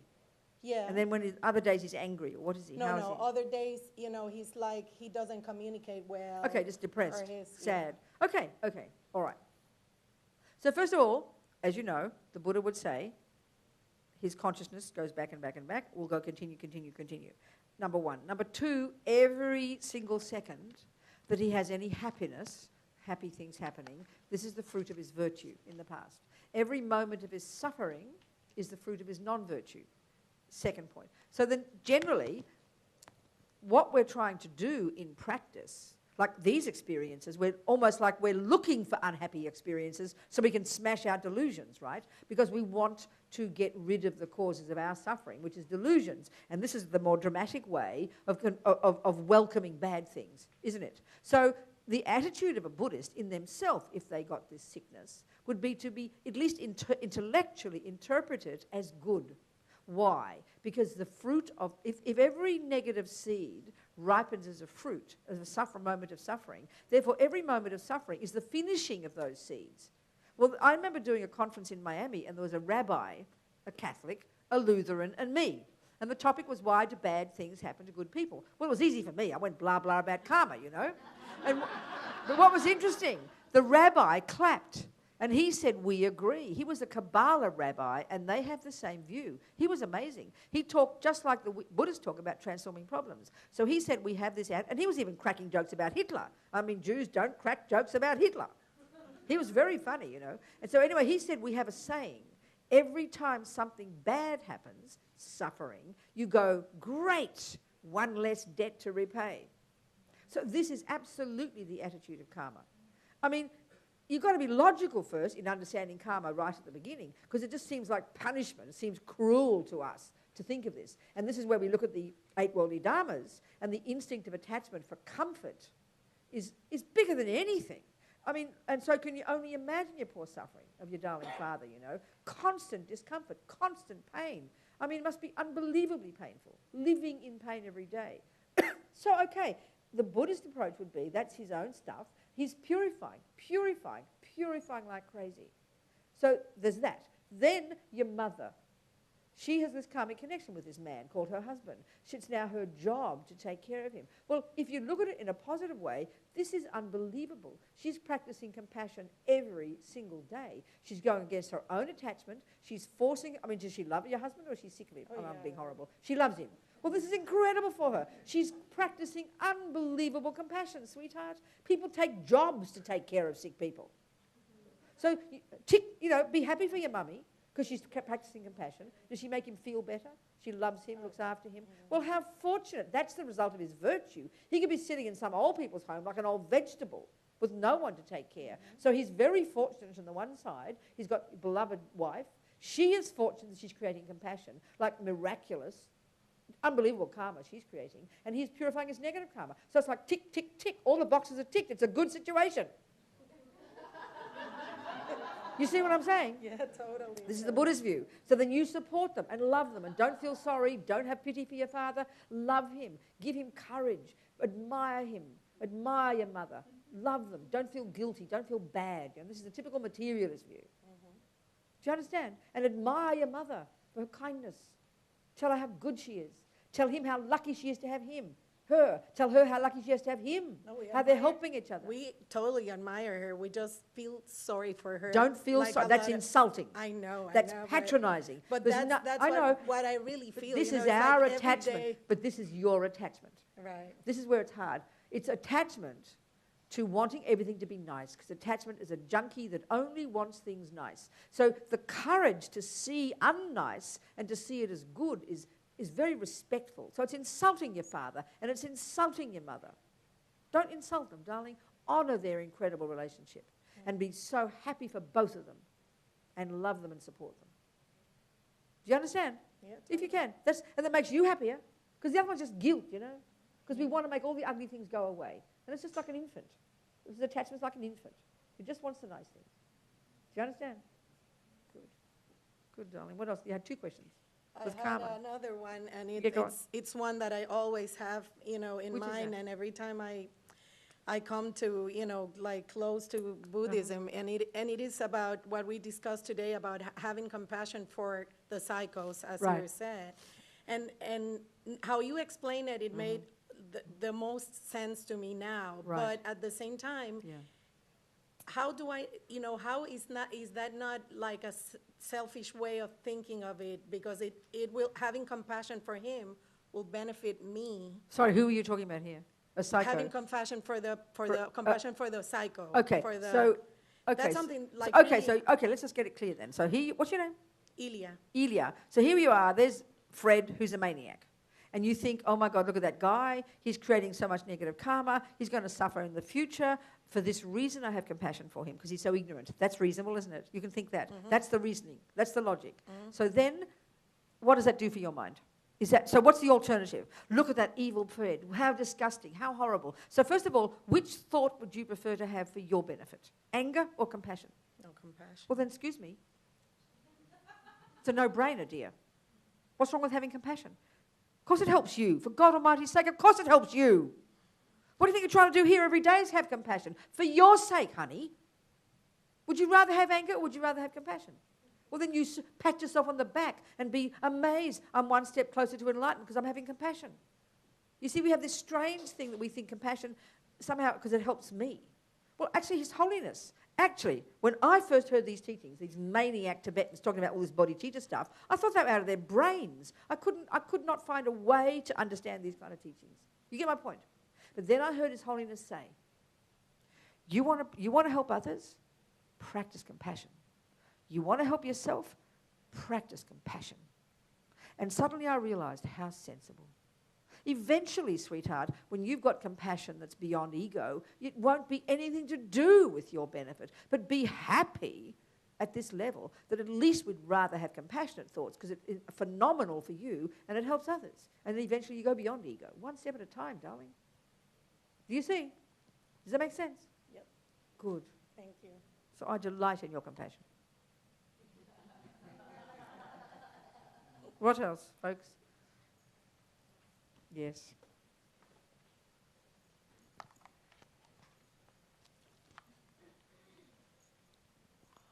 Okay, my question is, what kind of karma do you create when you do a positive action, but your motivation is not pure? Sure, okay.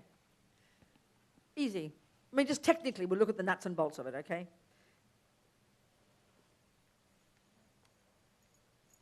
We talked about the mouse, remember, yesterday?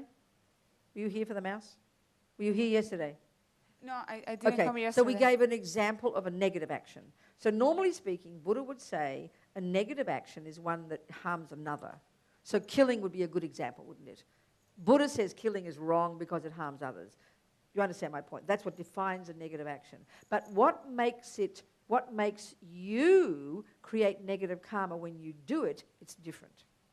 In exactly the same way as a virtuous action. A virtuous action is one that benefits another. But when you do it, whether you create virtuous karma or not, that's just the fact of doing it doesn't make it that. It's more subtle. So let's look at both actions. So the mouse, there are four, they talk about a complete action, which would be a seed that you'd plant in your mind that when it multiplies, it would ripen as many suffering rebirths. And a complete virtuous action, if that that would ripen as many happy rebirths, okay? A complete action would be one that has the intention to do it. I will kill the mouse. Or I will give the homeless person money. No, I'll give my friend some money. I will give my friend $100. That's the virtuous action. Let's say an action of generosity, yeah? There's intention. You've got to have the thought. The thought is what intention means. And this is the meaning of the word karma. If they don't have intention, you could almost say there's no action. You could drop $100 and you don't get any benefit from that if a person picks up because you didn't intend to give it. And if a mouse dead without you intending, you don't create negative karma because there was no intention to kill. Because in other words, it's all about what your mind is doing. Can you see my point first? You look puzzled. Am I talking too fast? No, what I'm thinking is... No, darling, I've got to let me finish the story. Have you understood so far? I've nowhere near finished. Have you got me so far? Yes, I have understood so far. First of all, there's intention, which is the thought to do something. This is the meaning of karma, and I'm making the point that if there wasn't a thought there wouldn't even be karma. You could say that. So second is, let's say in the case of the mouse, there has to be the object of the action, which is the mouse. There. Third is I do the action, and fourth is it dies. That's a complete action. There's even more things to it, but never mind. In terms of the generosity, you have the thought, I will give Mary $100. The object is Mary. You do the action, she receives the $100. That's a complete action of generosity. You with me? Now, let's unpack intention. There's many factors there that are going on in your particular case or mine that play the main role in the karma we create when we do those actions. So let's say in my case, I'm a habitual killer, let's say. Then familiarity is one of the things that makes my karma a lot worse. So if I'm a habitual killer, then my karma is far worse than, say, if someone else did it. That's one part, the familiarity. Yeah? If you have a very strong familiarity with generosity, the karma you create is much more powerful. So the familiarity makes a big difference. But the crucial one that makes all the difference is the reason for doing it, as we'd say, or the motivation. Do you understand? So in my case, my motivation, because I hate mice, that's called anger, right? So my reason for killing the mouse is what makes it negative karma for me. You with me? You with me? But let's say Mary's rich, let's say, and you want her to like you, so she'll give you your money, and you're really being manipulative. You understand? And that's your reason for giving. Well, you could say that you completely polluted. There's some virtue there, but not much. You completely polluted the action because your motivation was lousy. Do you see what I'm saying? So motivation is the key. Motivation, which you just said, not pure. That's right. And the fact is, this is where it's a bit depressing. This is where the 8 worldly dharmas comes in. What Buddha's saying in this subtler level of the teachings in the Mahayana, that basically at the moment, the default mode motivation we have for doing everything is attachment to reputation, attachment to praise, attachment to getting things, and attachment to comfort. That's what runs most of our minds most of the day. And this is why it's so hard to change our motivation. We have to forcefully speak the words of bodhicitta to put in a new program into our mind, because we're just instinctively attachment right now. Do you understand? So most of our actions are contaminated by attachment. Do you see? So it's the motivation that counts, even more than the action itself, as to the karma you create. Do you see? Yes. Okay. That'll do, isn't it? We can go home early tonight, if you want. Any more questions? No? Some food for thought tonight? Yes? Okay. Any insights? Realizations? Yeah, I think you had a little one, didn't you? You did, darling. Little realization.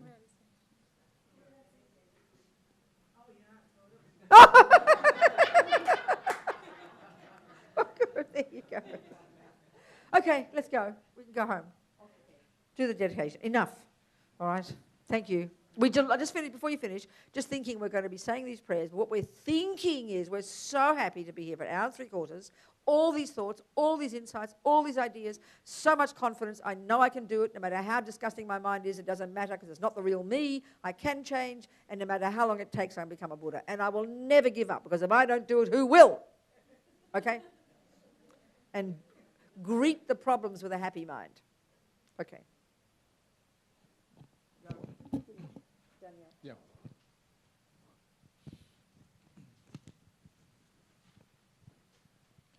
Oración de larga vida. Madre Tare, liberando del samsara. Tu Tare, liberando de los 8 temores. Tara, Madre que libera. Por favor, otorga el don de la longevidad. Por las bendiciones de los gurús, raíz y de linaje. Por los logros espirituales de los Yidan, dioses y diosas. Por los métodos hábiles de las dakinis y los protectores del Dharma. Que podamos realizar gozosamente la esencia de nuestras esperanzas. Gendun Tensi, eres afable, benevolente y bondadoso. Por favor, permanece con nosotros durante una larga vida.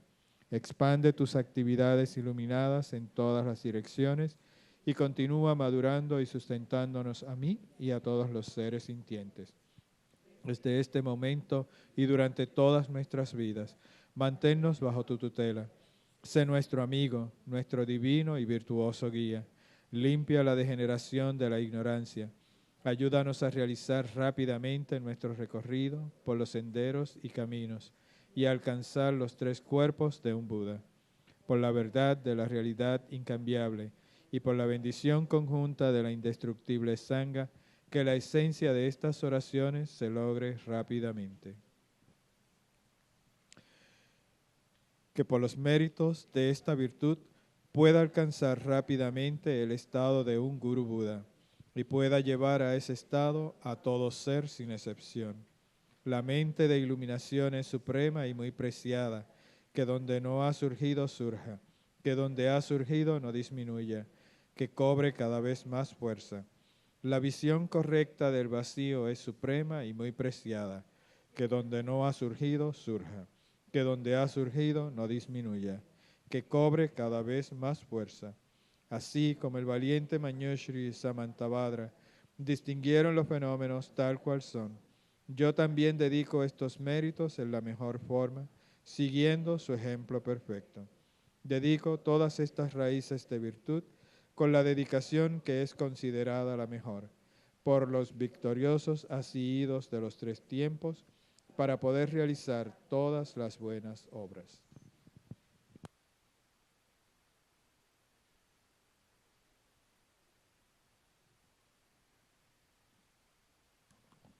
May we never develop, even for a moment, wrong views towards the deeds of our most precious gurus.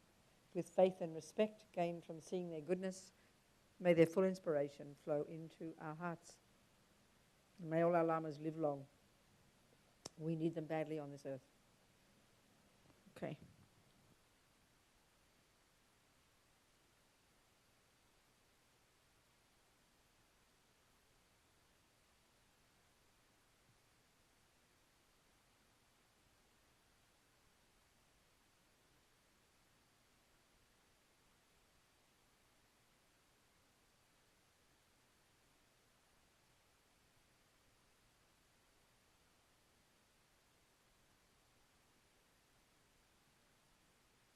Recuerden que este sábado a las 2 de la tarde hasta las 6 y el domingo también de 2 a 6. Si es que nuestro próximo encuentro es este próximo sábado.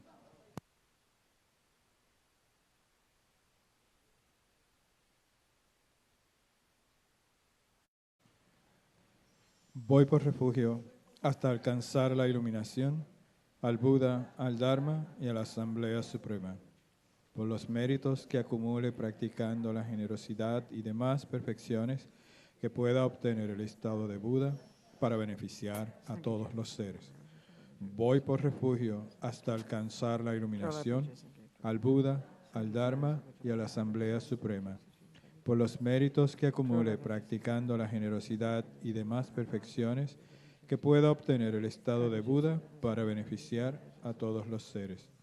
Voy por refugio hasta alcanzar la iluminación, al Buda, al Dharma y a la Asamblea Suprema, por los méritos que acumule practicando la generosidad y demás perfecciones, que pueda obtener el estado de Buda para beneficiar a todos los seres.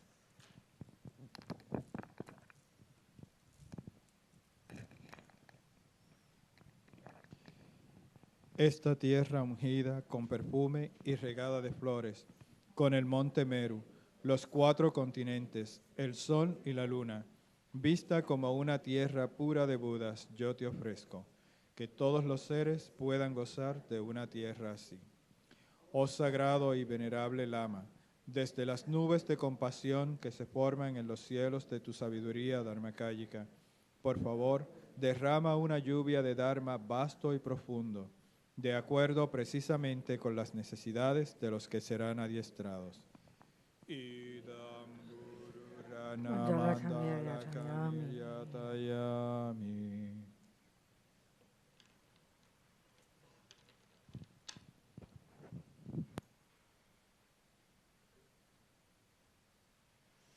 Well, we're supposed to talk about the 8 verses. Normally the Tibetans have these very sort of tasty, poetic titles. This is about the most boring title you could ever imagine, isn't it? 8 verses. And then of mind training. It sounds like the military, you know. It's true, isn't it? So it's interesting, this term in Tibetan, lojong, as Lama Zopa Rinpoche says, all the teachings are lojong. All mind training, the whole from the beginning to end. But the particular one of the Lam Rim lojong is in the Bodhisattva path and this particular grouping of teachings and practices that this 8 verses is part of, you know. So for me, I'm always so reluctant to talk about this kind of teachings. They sound simple. The words are easy. They're not like listening to emptiness, where you really have to squeeze your brain, you know. So we think emptiness is more difficult. But really, I think these teachings are far more difficult. It seems like they're the maddest words we've ever read, you know. It's really quite intense, what they're saying. But because they sound cute and a nice little poem, we think it's easy. Oh, love, compassion, all these things. But even if we have the most basic understanding of compassion as far as Buddha's concerned, it's incredible. It's incredible. So we really do need to understand clearly, you know, the level of these teachings. So I don't know if you have copies there, but we can start. Got the verses here. So the very first one, already we could stay the rest of the day just on this one to explaining. So we super world of delusions. This is the world created by delusions. We don't question it in our culture. We just don't question it. Even in, I mean, certainly in religion, if we're really good, we will. God loves everybody, we say, So how do we develop this? So so in other words, what we're trying to cultivate here is love and compassion for everybody. I mean, it sounds so easy to say it. It's much more difficult to say, the eye is empty of existing from its own side. We'll go, huh? But love everybody, oh, that's easy. I can hear that. But excuse me, it's outrageous. When we look into our ordinary minds, and we mightn't be the psychos going around killing people, look at our ordinary minds and our ordinary lives. We have people we call love. They're we love. They're called our family, They live in the house with us. Look how hard it is to want them to be happy. And they're our friends. I mean, see, hear my point. Who do you think you get the most angry with? It's not the next door neighbor. It's your friend. So look how difficult love is for our friends, which is the usual logical group we would think we should love. The children, the hubby, the auntie, the grandma, Incredibly difficult.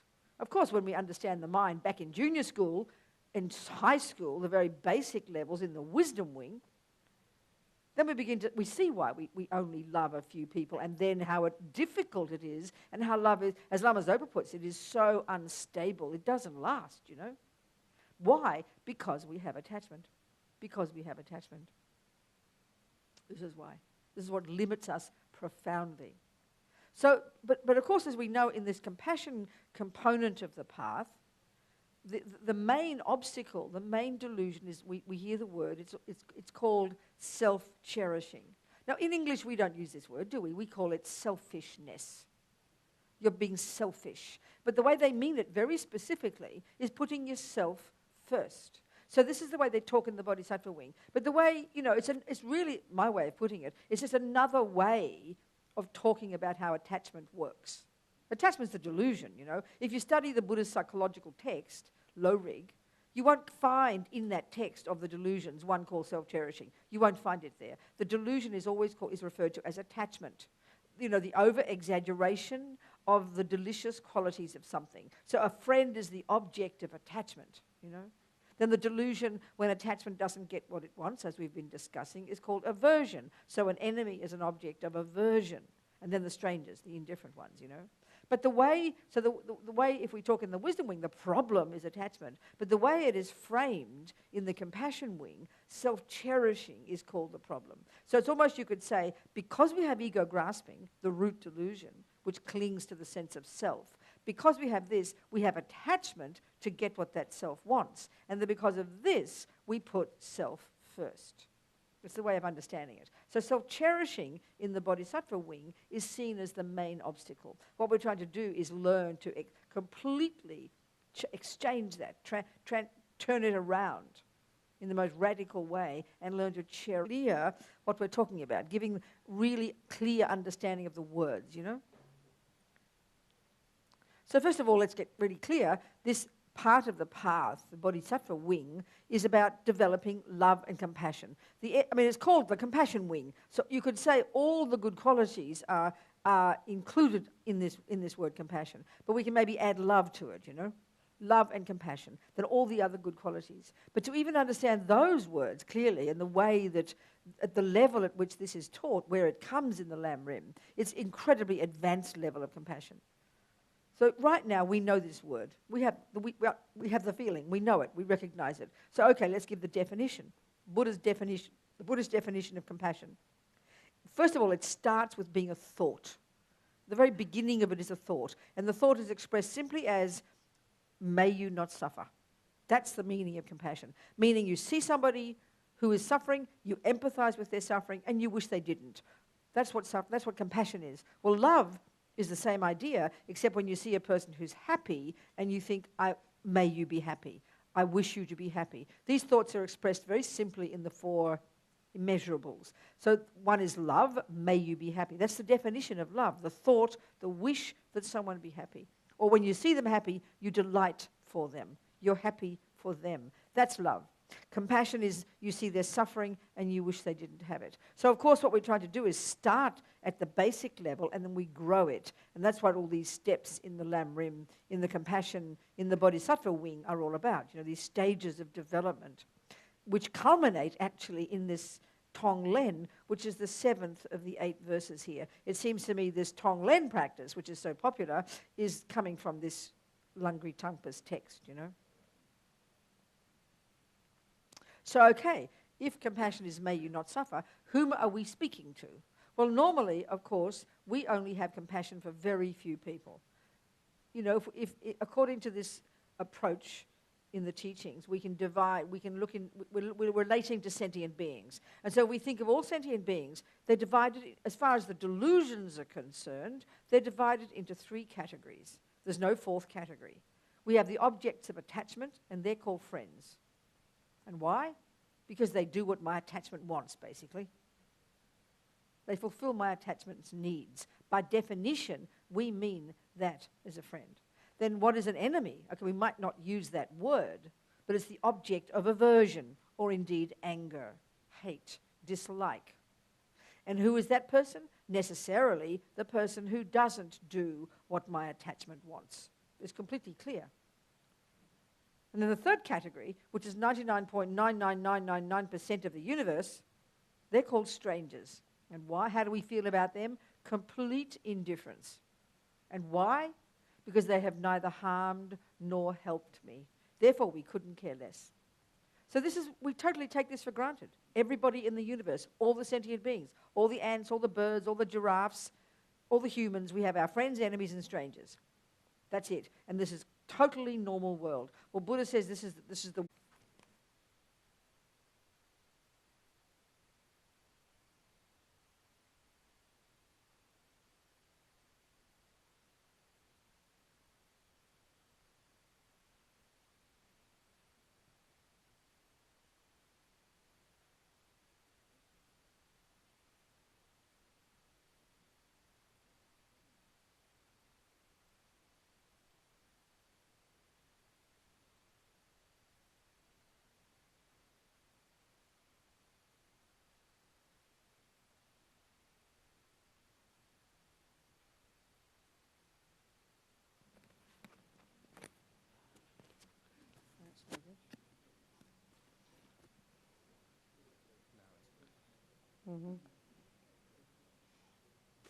Okay.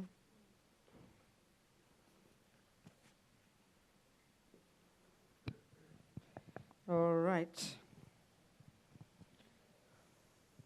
Everyone. So, we remember why we're here.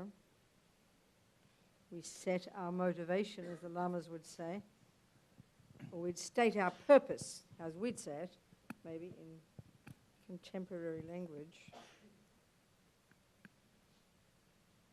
Is that working? It's up near my nose. It's supposed to be here, isn't it? Very peculiar. That'll do. That's all right. Twist it down. Okay. I'll try and be polite.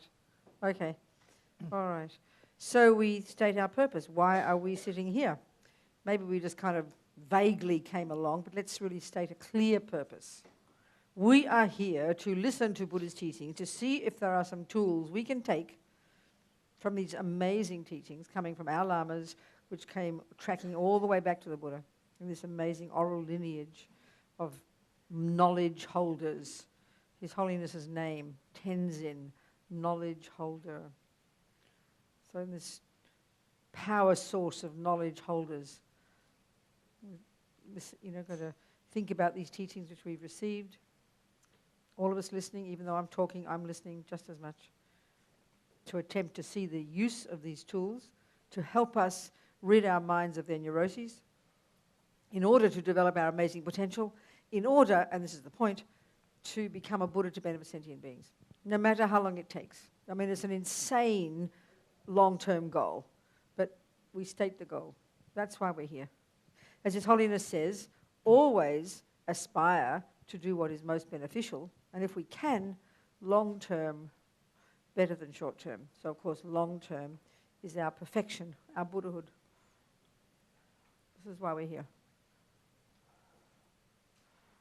So let's, whichever order you normally do, offer a mandala, take refuge, generate bodhicitta. No? Cherish others more than self. This is the way it's described, as we know in the teachings. So this text, the 8 verses, is in this tradition, gradually, step by step, getting us to rip out the instinctive neuroses that make the division between friend, enemy, and stranger, try to completely exchange self for others. This is the point that leads to the 7th verse, which is that one, So, okay, that's that part first. But let's look now then what compassion is. We can say easily enough that compassion is this, may you not suffer. But let's analyze that a bit more deeply, because we need to understand it exactly. So, okay, as His Holiness says, compassion is not enough. Or another way to put it, you can't have compassion until you've got renunciation, which is what we first get in the wisdom wing, in the first stages of practice. So what's renunciation? We've got to understand this. If we need that before we get compassion, we have to understand renunciation, because we won't understand compassion properly if we don't. So, okay, renunciation has 2 parts. The first part is the recognition I am suffering and I'm sick of it. I'm exhausted by suffering. I'm fed up with suffering. You want to renounce suffering. The first part of renunciation as a valid realization is that I am sick of suffering. So now, until we understand what suffering is, we won't have renunciation. And if we don't have renunciation, how can we understand compassion when we say we want someone not to suffer? So we have to define our terms. What is suffering? And if we don't get that clear, back in the wisdom wing, our compassion will not be stable and it will not grow. Not possible. We have to understand these things. So renunciation is, I am sick of suffering. So what's suffering? Well, let's look at the first noble truth. The first kind of suffering, the suffering of suffering, is when you don't get what you want, when the bad things happen, is when the bad things happen. Okay, talking in terms of samsara itself, it's obviously referring to the lower realms. But let's talk about just our own life in this realm. We can also talk about it in this context. So suffering is when the bad things happen. And this is what everybody agrees is suffering. Ask anybody in the world. Do you like being punched, killed, lied to, cheated on, stolen from, poor, sick? No, nobody does. That's what we mean by suffering. But that's not enough. For the Buddha, that's the tip of the iceberg. The second kind of suffering is, like we've discussed briefly, we haven't gone into it in great detail, is actually really very depressing. Initially, quite shocking, in fact. Because very simply, what we normally in the world refer to as happiness, that is to say, getting what attachment wants, that's, for the Buddha, a subtler, more dreadful level of suffering. This is hard to hear. We've got to really unpack this and analyze this. And again, if we don't understand this, we can't get renunciation. And if we haven't got renunciation, we cannot have valid compassion. This is a fact. You've got to go one step at a time. Each